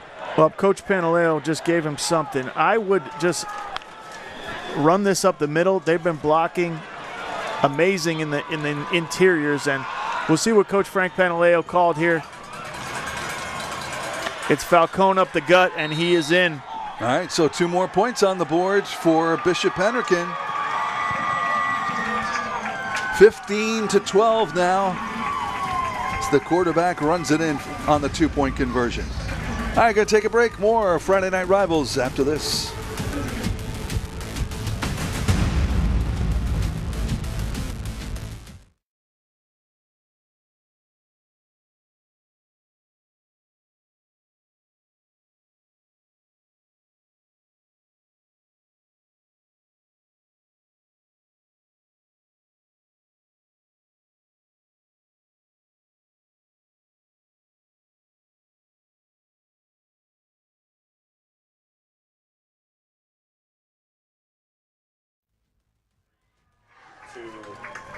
We're back.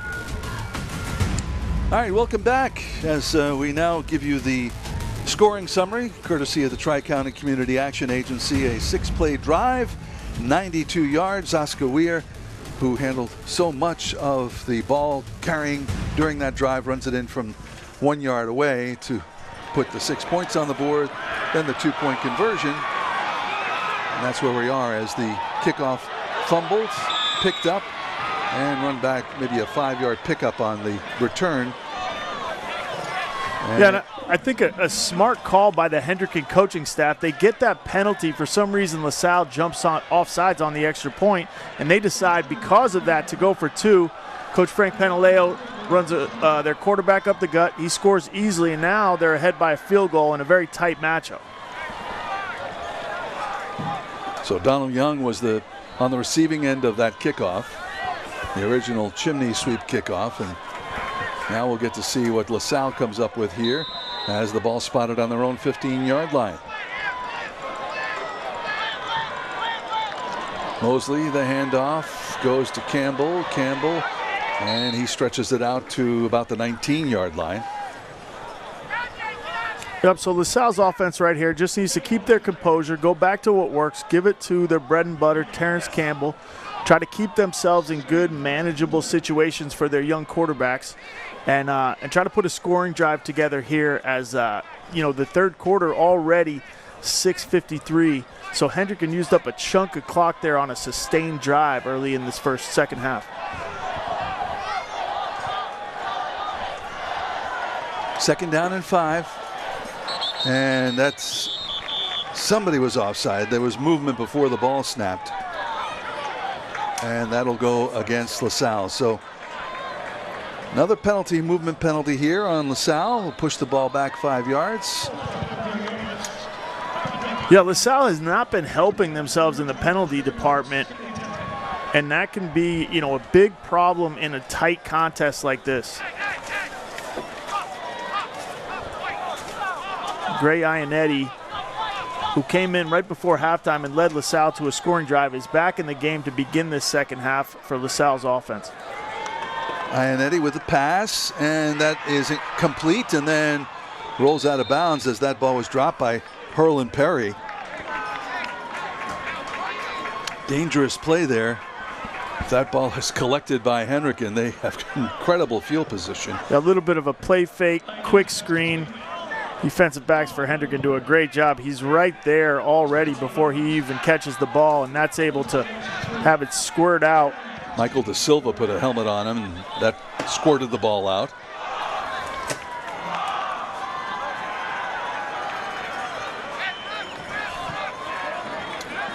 All right, so LaSalle going backwards on this drive. Now 3rd and 13. Sophomore Gray Ionetti looking to throw, trying to get away from the rush. Now he wants to run it, looking for some room, being chased, and then knocked down at about the 13-yard line. So a lot of east-west on that one there, not picking up a whole lot of yardage. Yeah, absolutely. Very little gain, if any at all. It's going to bring up 4th down. Coach Jeff Marcone for LaSalle talked about how Ionetti does have wheels. He is more of a runner than Mosley, but, ran a long way to get not much right there. So Maxwell Wallace going to punt this one away. See, we have Michael De Silva, who's back, and I believe Sebastian Naltz, the other receiver, 45-yard line, and this one is reeled in by De Silva. De Silva chased down, and we'll lose some yardage on that play, and it'll be 1st and 10 for Hendricken on the LaSalle 45-yard line when we return.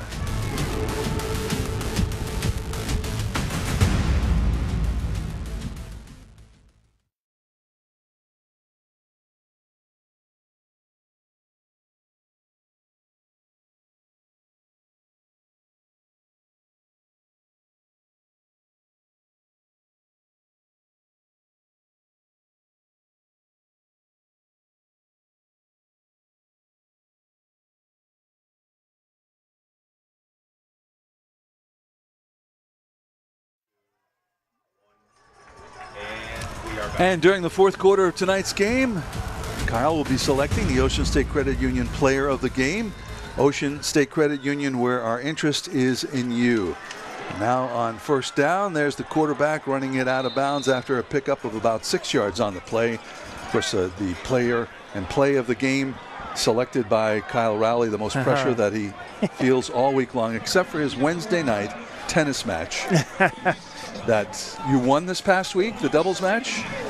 We always win. Okay.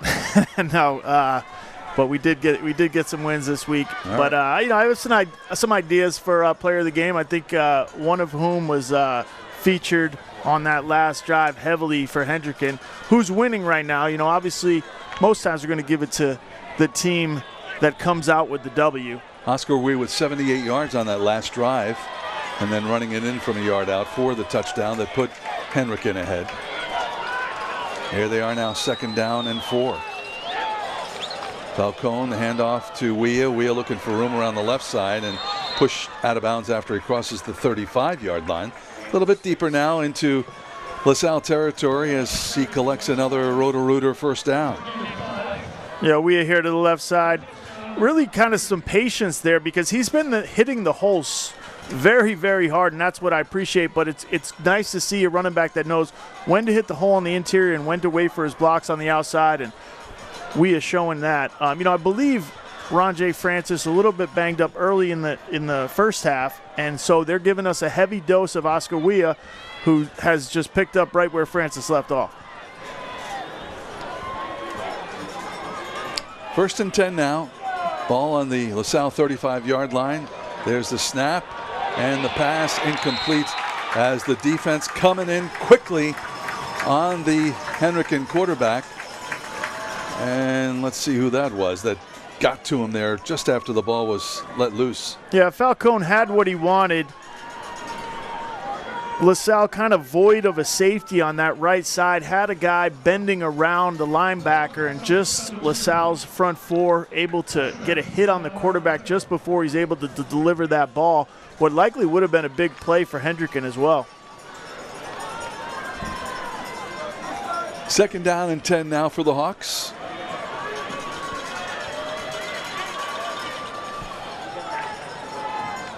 Handoff goes to Weah. Weah wiggles his way down inside the 30-yard line. Pickup of about 8 on the play, and they'll spot that one at about the 28-yard line. Did you say Weah wiggles his way? Is that all right? Little nice. alliteration. I'm sorry, you know.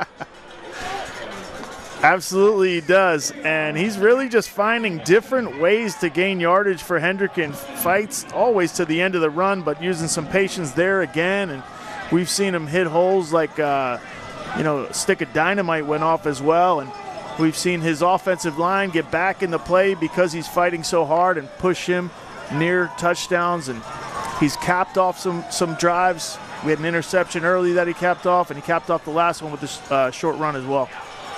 Oh, and it looks like LaSalle will jump offside again, and that will give Hendricken another first down.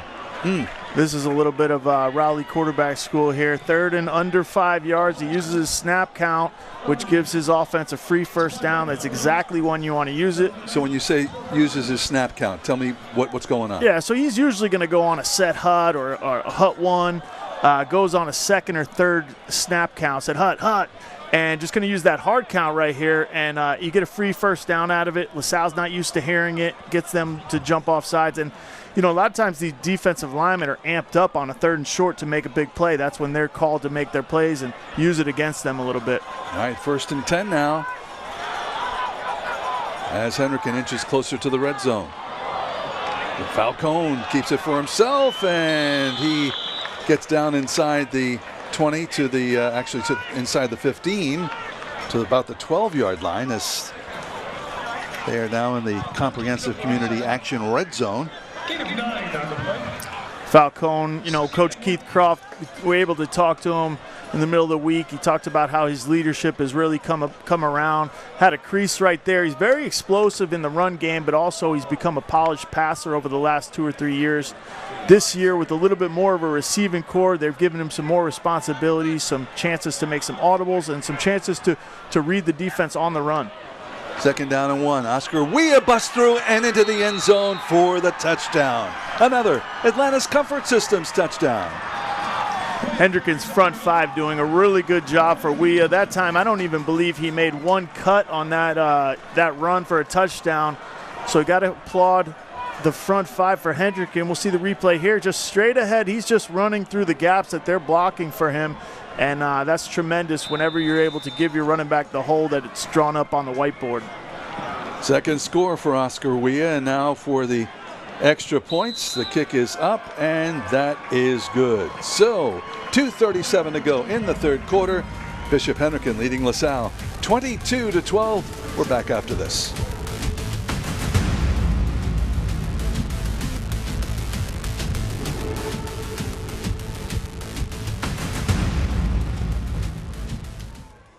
Hey, you can also enjoy these broadcasts on our Facebook Live page presented by Trattoria Appia Restaurant up on Federal Hill. Indulge in the familiar, experience the extraordinary Trattoria Appia Restaurant. Well, we've got Oscar Weah really taking control. You talk about player of the game possibilities. He's got 3 touchdowns already today, and we're still in the 3rd quarter with 2:37 left. A guy that's really just hitting the holes explosively and capping off all these Hendricken drives. So we also have, at the conclusion of tonight's game, we'll be selecting, Kyle will be selecting the Ocean State Credit Union play of the game. Ocean State Credit Union, where our interest is in you. So we'll see what that is. I will allow you to weigh in. No.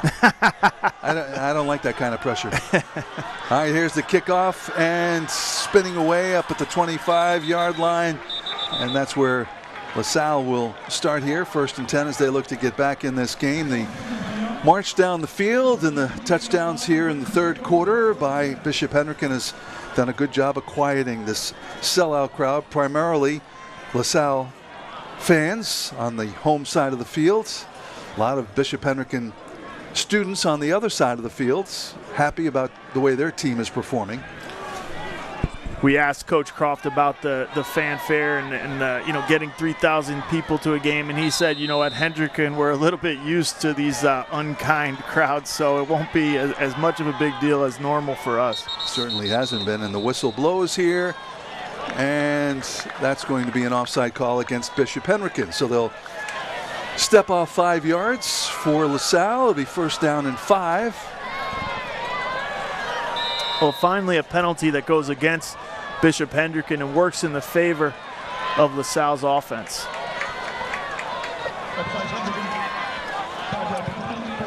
Hendricken with 4 DBs in the game.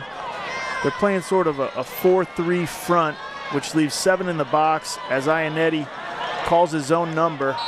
Looks like he's falling forward for about 2 or 3 yards in a scrum there. Well, that'll bring about 2nd down here.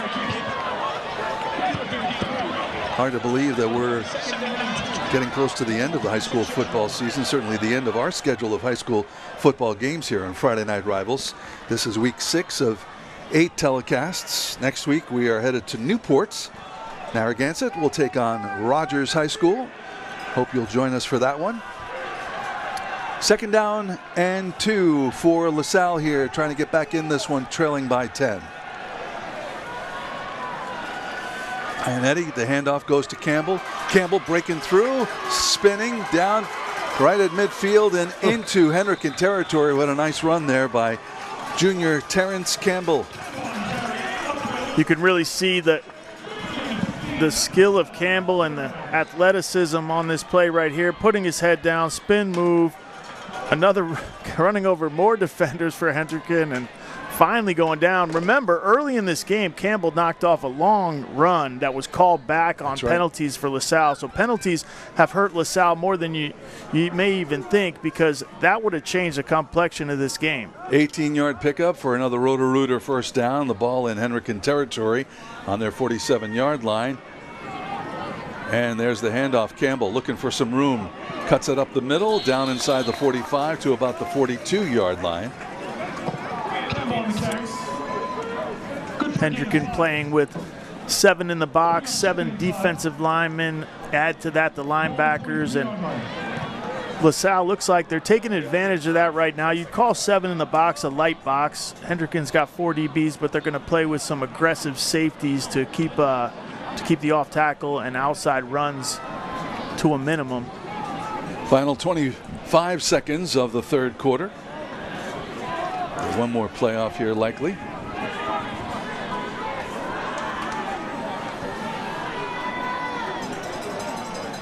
Gray Ianetti, sophomore quarterback, looking at the sideline. And looks like we're going to have a penalty, taking too much time on that one. So delay a game against LaSalle. You know, in this modern age of offense, both coach and quarterback have to be aware of that play clock. I don't see the play clocks. Well, there is no play clock. There's the back judge who, with 10 seconds to go, he's keeping it on his watch. He starts motioning with his arm. Yeah, it's tough when you're the quarterback looking over the sideline, coach as well looking into the quarterback, trying to get plays in, and you don't have a physical clock out here. Sometimes that'll cause that mistake. All right, we're through 3 quarters with 1 to go. We'll have more Friday Night Rivals coming up after this.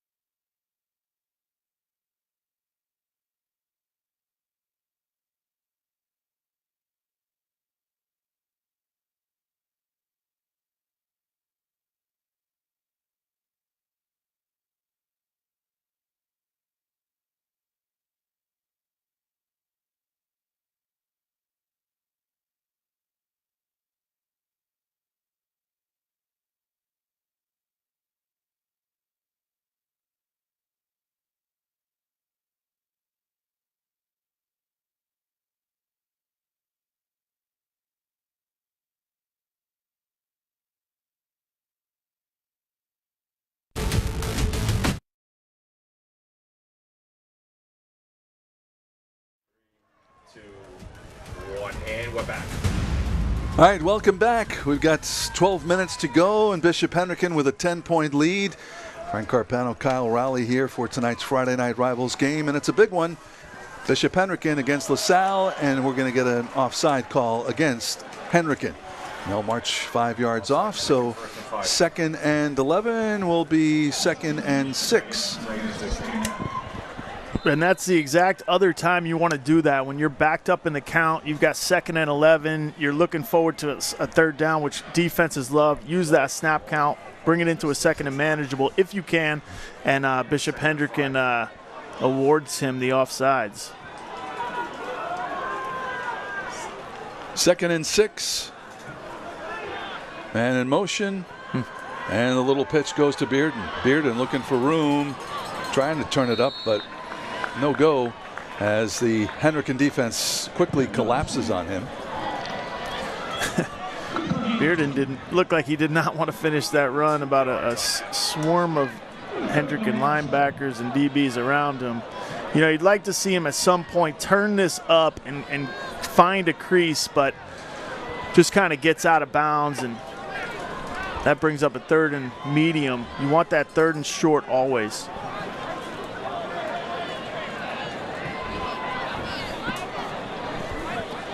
Go ahead. I was going to say just a big play for LaSalle because they're down by 2 scores. They're down by 10 here, and time's ticking. They're not necessarily the most explosive offense, although they have shown signs of being able to go through the air. There's the handoff. Goes to Campbell. Campbell battling after he gets over the 40-yard line, and he'll come up short of the 1st down as he was met with a whole bunch of gold helmets. And I think this is 4-down territory. They're across midfield, well across midfield. So they'd be happy to give Hendricken back the ball here as long as it gives them another chance to pick up a 1st down. 4th and 2. Ionetti looks to the sideline.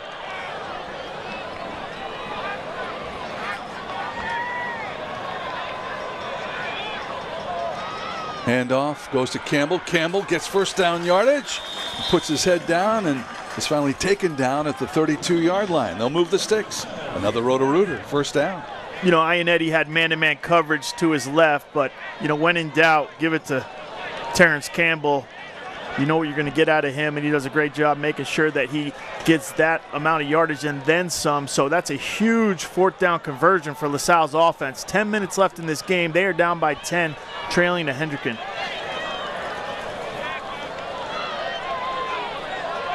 All right, 2 wide to the left, and we have both sides jumping. We'll see which way this will go against LaSalle. So they'll back it up 5 yards, and it'll be 1st down and 15 for the Rams. Ionetti a little bit deflated there as he goes over to see Jeff Marcone. That's the problem with using your snap count too much. You want to use it in those specific areas because on 1st down now you've set yourself back and you've got 1st and 15.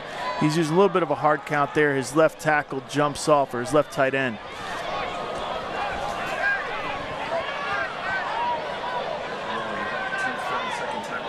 Back to pass, letting it go, and incomplete. That one was headed in the direction of Mason Mangiante. Mangiante just running sort of a sneak out, 2-yard out route. Quarterback's just going to give a little bit of a play fake, try to give it to his tight end in space, but I would say it's on the tight end. You don't want to drift upfield. The quarterback's going to throw it to a spot. You come back and get the ball, and then you worry about the yards after the catch. After the catch, that's why they call it yards after. Well, you call the yards after the catch is what you call. What's the acronym? Yak yards. Yards after catch. Yep. And he had a chance for it right there. Just needs to be a little bit more quarterback friendly and come downhill for his quarterback there. All right, there's the run by Campbell, but we have a flag coming out of the backfield. This could be a holding call that goes against LaSalle. And official looks. Block below the waist, it looks like. So once again, some good yardage that's called back due to a penalty on LaSalle. We look at it again. Try to pick it up here. Look for someone coming in from the outside up.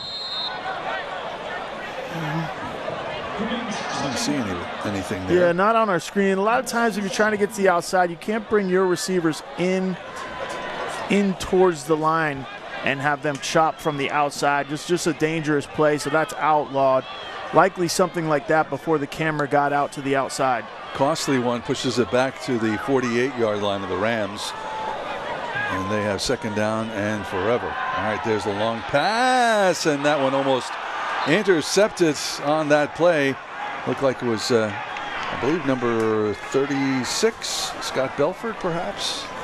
Along the 39, and that's Xavier Fisher. This is tough. Obviously, they're backed up and have a long ways to go, but you can't throw a go route into a cover 3 look with deep defenders outside.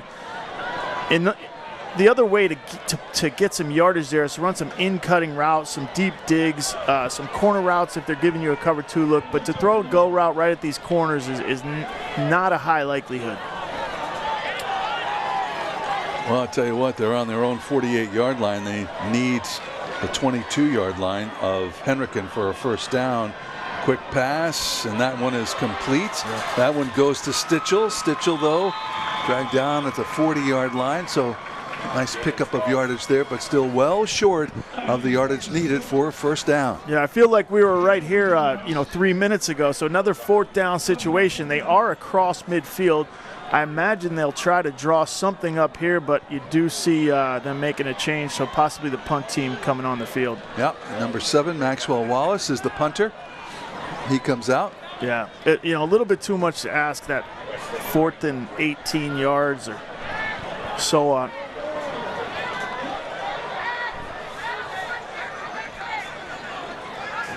Sebastian Nault deep for Hendricken. LaSalle's punt crew. Look for a fake here, though. This is where you'd want to do it. Lets it go, and that one flies over Nault's head, and that one will roll. Wow. And stopped at the 1-yard line. What are they doing? doing? Look like they got to be careful, because if your shoulder pad even goes in the end zone there, you'll lose that. I think the ref gave him the spot. A little bit too nonchalant there. You want to make sure you touch that ball, pick it up, give it to the ref when it's on the goal like that. Great punt. You can't do it better than that. As Hendricken brought Nault up and just opted to let the punt roll. So they actually spotted that at about the 1/2 yard line. That's where Hendricken will take over here as their offense will set up. The quarterback will be taking this one from his own end zone. All right, take a little break here. We'll be right back.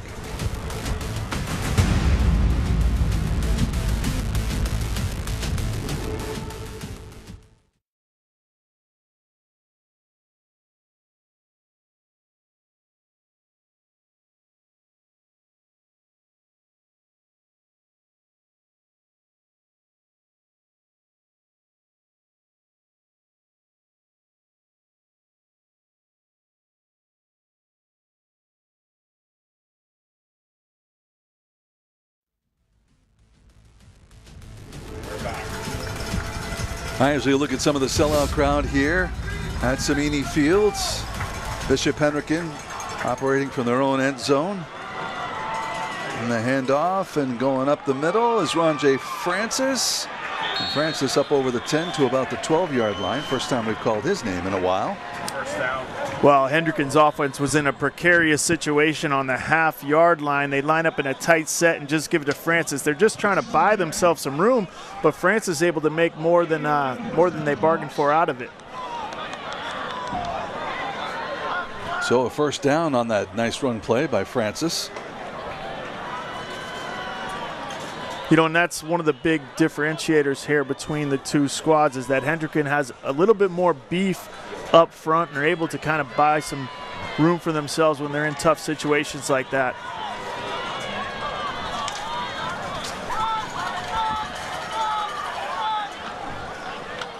So the handoff once again to Francis, and Francis gets up over the 15-yard line. Pickup of a few yards on that play. Coach Croft talked to us a little bit about Francis. Obviously, Kwity Paye's half-brother, a physical runner, kind of came onto the scene last year. But Coach talked about his power is obvious, but he's able to actually run a little bit shiftier than most people think. And so that's a scouting report on Ronjay. The ball on the 17-yard line is Jaden Falcone, the senior quarterback, runs the play in from the sideline. As we now are less than 6.5 minutes away from the end of this ball game. Still a 10-point lead for Bishop Hendricken. Francis again. Oh, he breaks one through here. Big yardage for Ronjay Francis. Finally dragged down as he crosses the 40-yard line. Yeah, you could see the power there. Francis, once he gets ahead of steam, very tough to take down. Carrying LaSalle defenders with him. A little bit of speed. Gain of 23. 23-yard pickup on that play. Should say zone read in there. Yeah, he's little just a face mask that the officials didn't see, but good yardage. First down for the Hawks on their own 42-yard line. Buddy Croft on the sideline. Father Keith Croft actually played for Buddy. He's been there forever.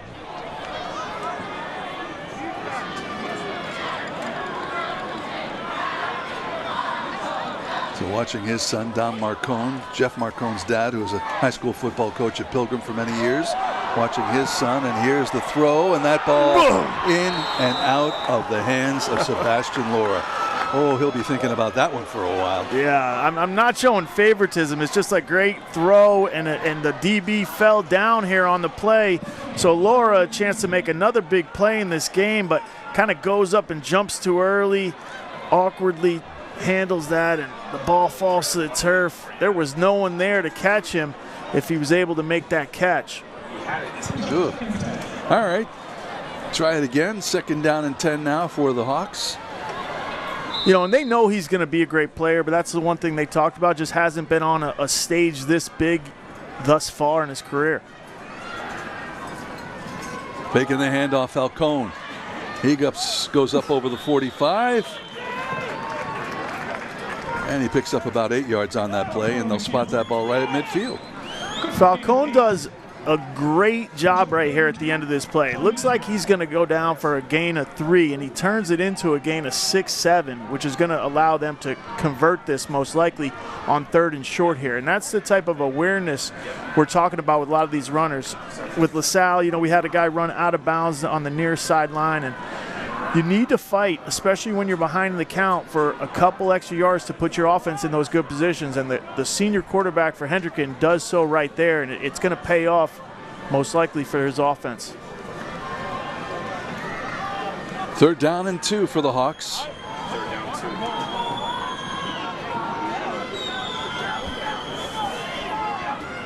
2. Falcone hands off to Francis. Francis into the pile there, and he gets 1st down yardage before they drag him down. So they'll move the sticks as Hendricken continues to move the ball. Yeah, and you can see right here, Frank, he just barely is able to fight for the 1st down yardage, and that's why the previous play, it was so important for their quarterback to make sure he picks up as much as he possibly can. Usually these games come down to who can average 4 yards a carry. If you're averaging 3, you end up punting on a lot of 4th and 1s.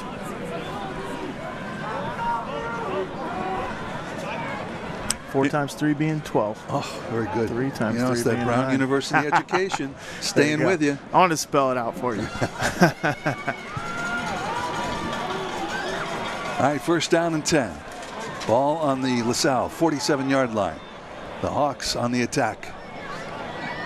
Oh, it's Rajon Francis who runs into his own man, then finds some room and gets inside the 40. So he makes the most out of what was a broken play, pickup of about 7 or 8 yards on that play. Yeah, nobody can stop him. Doesn't matter if you're in green or if you're in maroon. He's not going to be stopped. But, yeah, runs into his own player, a little bit of mishap, turns it into a positive gain. Frank Pantaleo, the offensive coordinator, talking with his quarterback, trying to probably tell him, like, use as much of these play clocks from here on out as you can. I feel like Coach has been there just as long as Keith Croft, been the mainstay offense coordinator for that team, and does a tremendous job. Well, look at the sideline there, and the head coach not on a headset at all. And it's kind of unusual that you don't see a head coach without a headset on, but obviously has a lot of trust in his coaching staff. And we've got a timeout called here by Bishop Hendricken with 2:51 to go. We're going to take a little break. More Friday Night Rivals after this. Taking a break.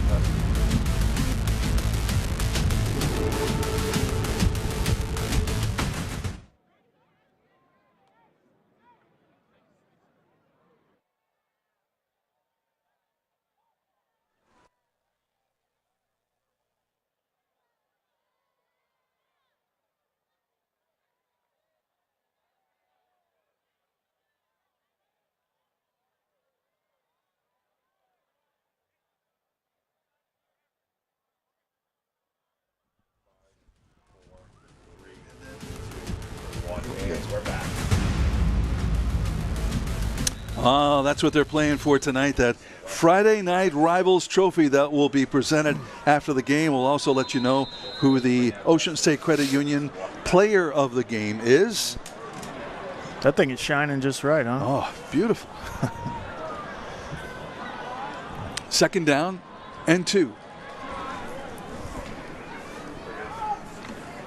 Ronjay Francis cutting it up the field, and looks like he has first down yardage before he's pulled back. We'll see where they spot this one, and I believe he has the necessary yardage for another first down. LaSalle sideline. It's be anxiety ridden because Hendricken's doing exactly what you want to do at a time like this, a sustained drive that takes time off the clock and just eke out these first downs, keep the field in front of you. We've got 2:30 left in this fourth quarter. Hendricken obviously up by 10 points, so that's a 2-possession game for LaSalle. Back when Hendricken was backed up on the half-yard line, I remember. You know, we talked about possibly if they were able to get a safety there, that'd make it a 1-possession game, but Hendricken just plows forward for a first down off of that look. 1st and 10 from the LaSalle 36-yard line now as the Hawks line up here, zeroing in on their 2nd division win of the year. And there he goes, Ronjay Francis breaking a tackle down to the 20, to the 10, heading for the corner, and finally brought down at about the 8-yard line. And there's a flag that goes flying. 2 flags. A bunch of laundry on the field. Ronjay Francis showing a little bit of his wiggle. These refs will talk it over, but I'm always going to steal things from you, Frank. That's You've been okay. doing it longer than me. I'm just surprised when I come up with a good line that you want to use. All right, the officials here consulting on what they have. There were a couple of flags that went down on that field after the nice run by Ronjay Francis. And here we go. Personal foul, face mask against LaSalle. That's not good. They'll tack it on after the run, right? Yep, we'll get to see the run here. Ronjay Francis, a little bit of trouble in the backfield. That could have been big for LaSalle, but they're able to handle it. Ronjay takes the ball from quarterback and running through defenders. There's that little stick move I was talking about. A little bit of wiggle is what Frank calls it. And you know, now with the face mask, that'll put Hendricken, whose offense is already up ready to run a play here, at about the 4 or 5 yard line. So in the comprehensive community action red zone once again, tight formation. And they're just going to take a knee with 1:30 to go. Well, they're going to look like try to settle for a field goal and make LaSalle use all their timeouts here, or settle for what they got. We also have the Ocean State Credit Union play of the game that's coming up momentarily. And we're going to do another victory formation here and take a knee as the clock ticks down now inside of 1 minute to go. And no timeouts called by LaSalle. Yeah, I don't know. Sometimes you can't trust these clocks, but I thought LaSalle did have timeouts left in their pocket.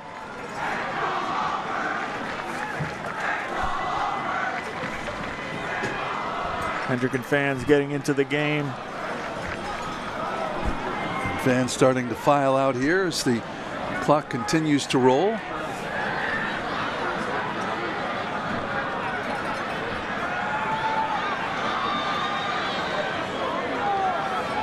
And one more kneel down, and that should do it. So Bishop Hendricken in this rivalry game comes away with a victory.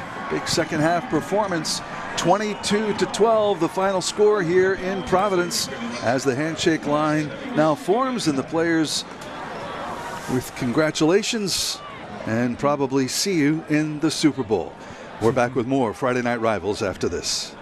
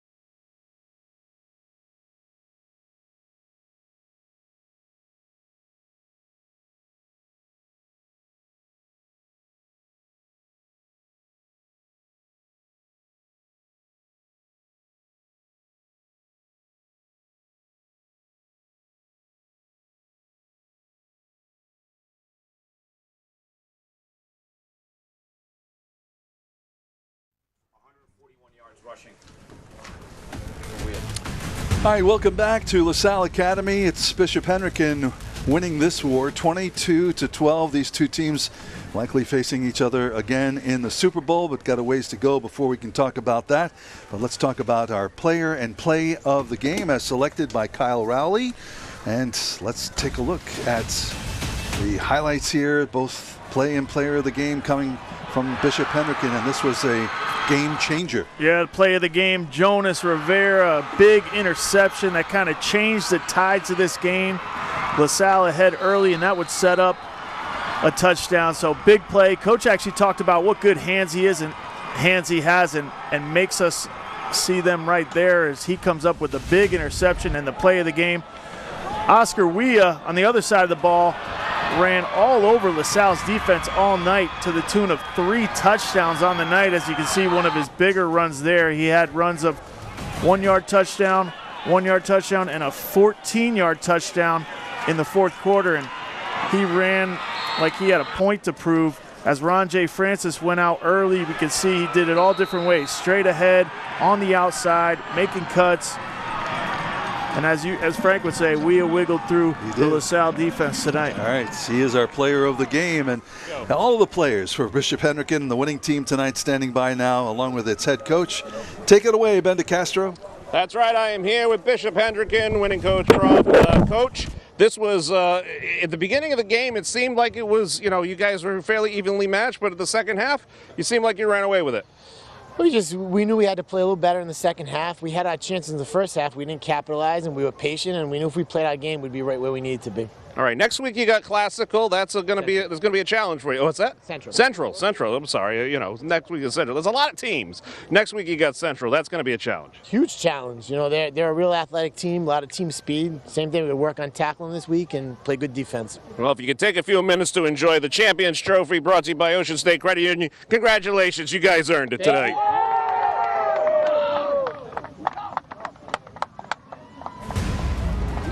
Before we put the wraps on another great week of Friday Night Rivals, all of us would like to take a moment to thank the wonderful sponsor partners: Ocean State Credit Union, Eric George DMD and Associates, Paul Massey Motors, and Dell's Lemonade, who through their contributions to the program make these games possible for you to see at home. We'd also like to thank our other great sponsor supporters for their contributions to our 2023 Friday Night Rivals telecasts: Roto-Rooter, Trattoria Appia, The Original Chimney Sweep, Comprehensive Community Action, Cardi's Furniture, Tri-County Community Action, and Atlantis Comfort Systems. And we'd especially like to thank tonight's participating high schools and their administrators for their continued support: Bishop Hendricken High School and our host tonight, LaSalle Academy. So that'll do it for Kyle Rowley, Ben DeCastro, our statistician Pete Connell, and our entire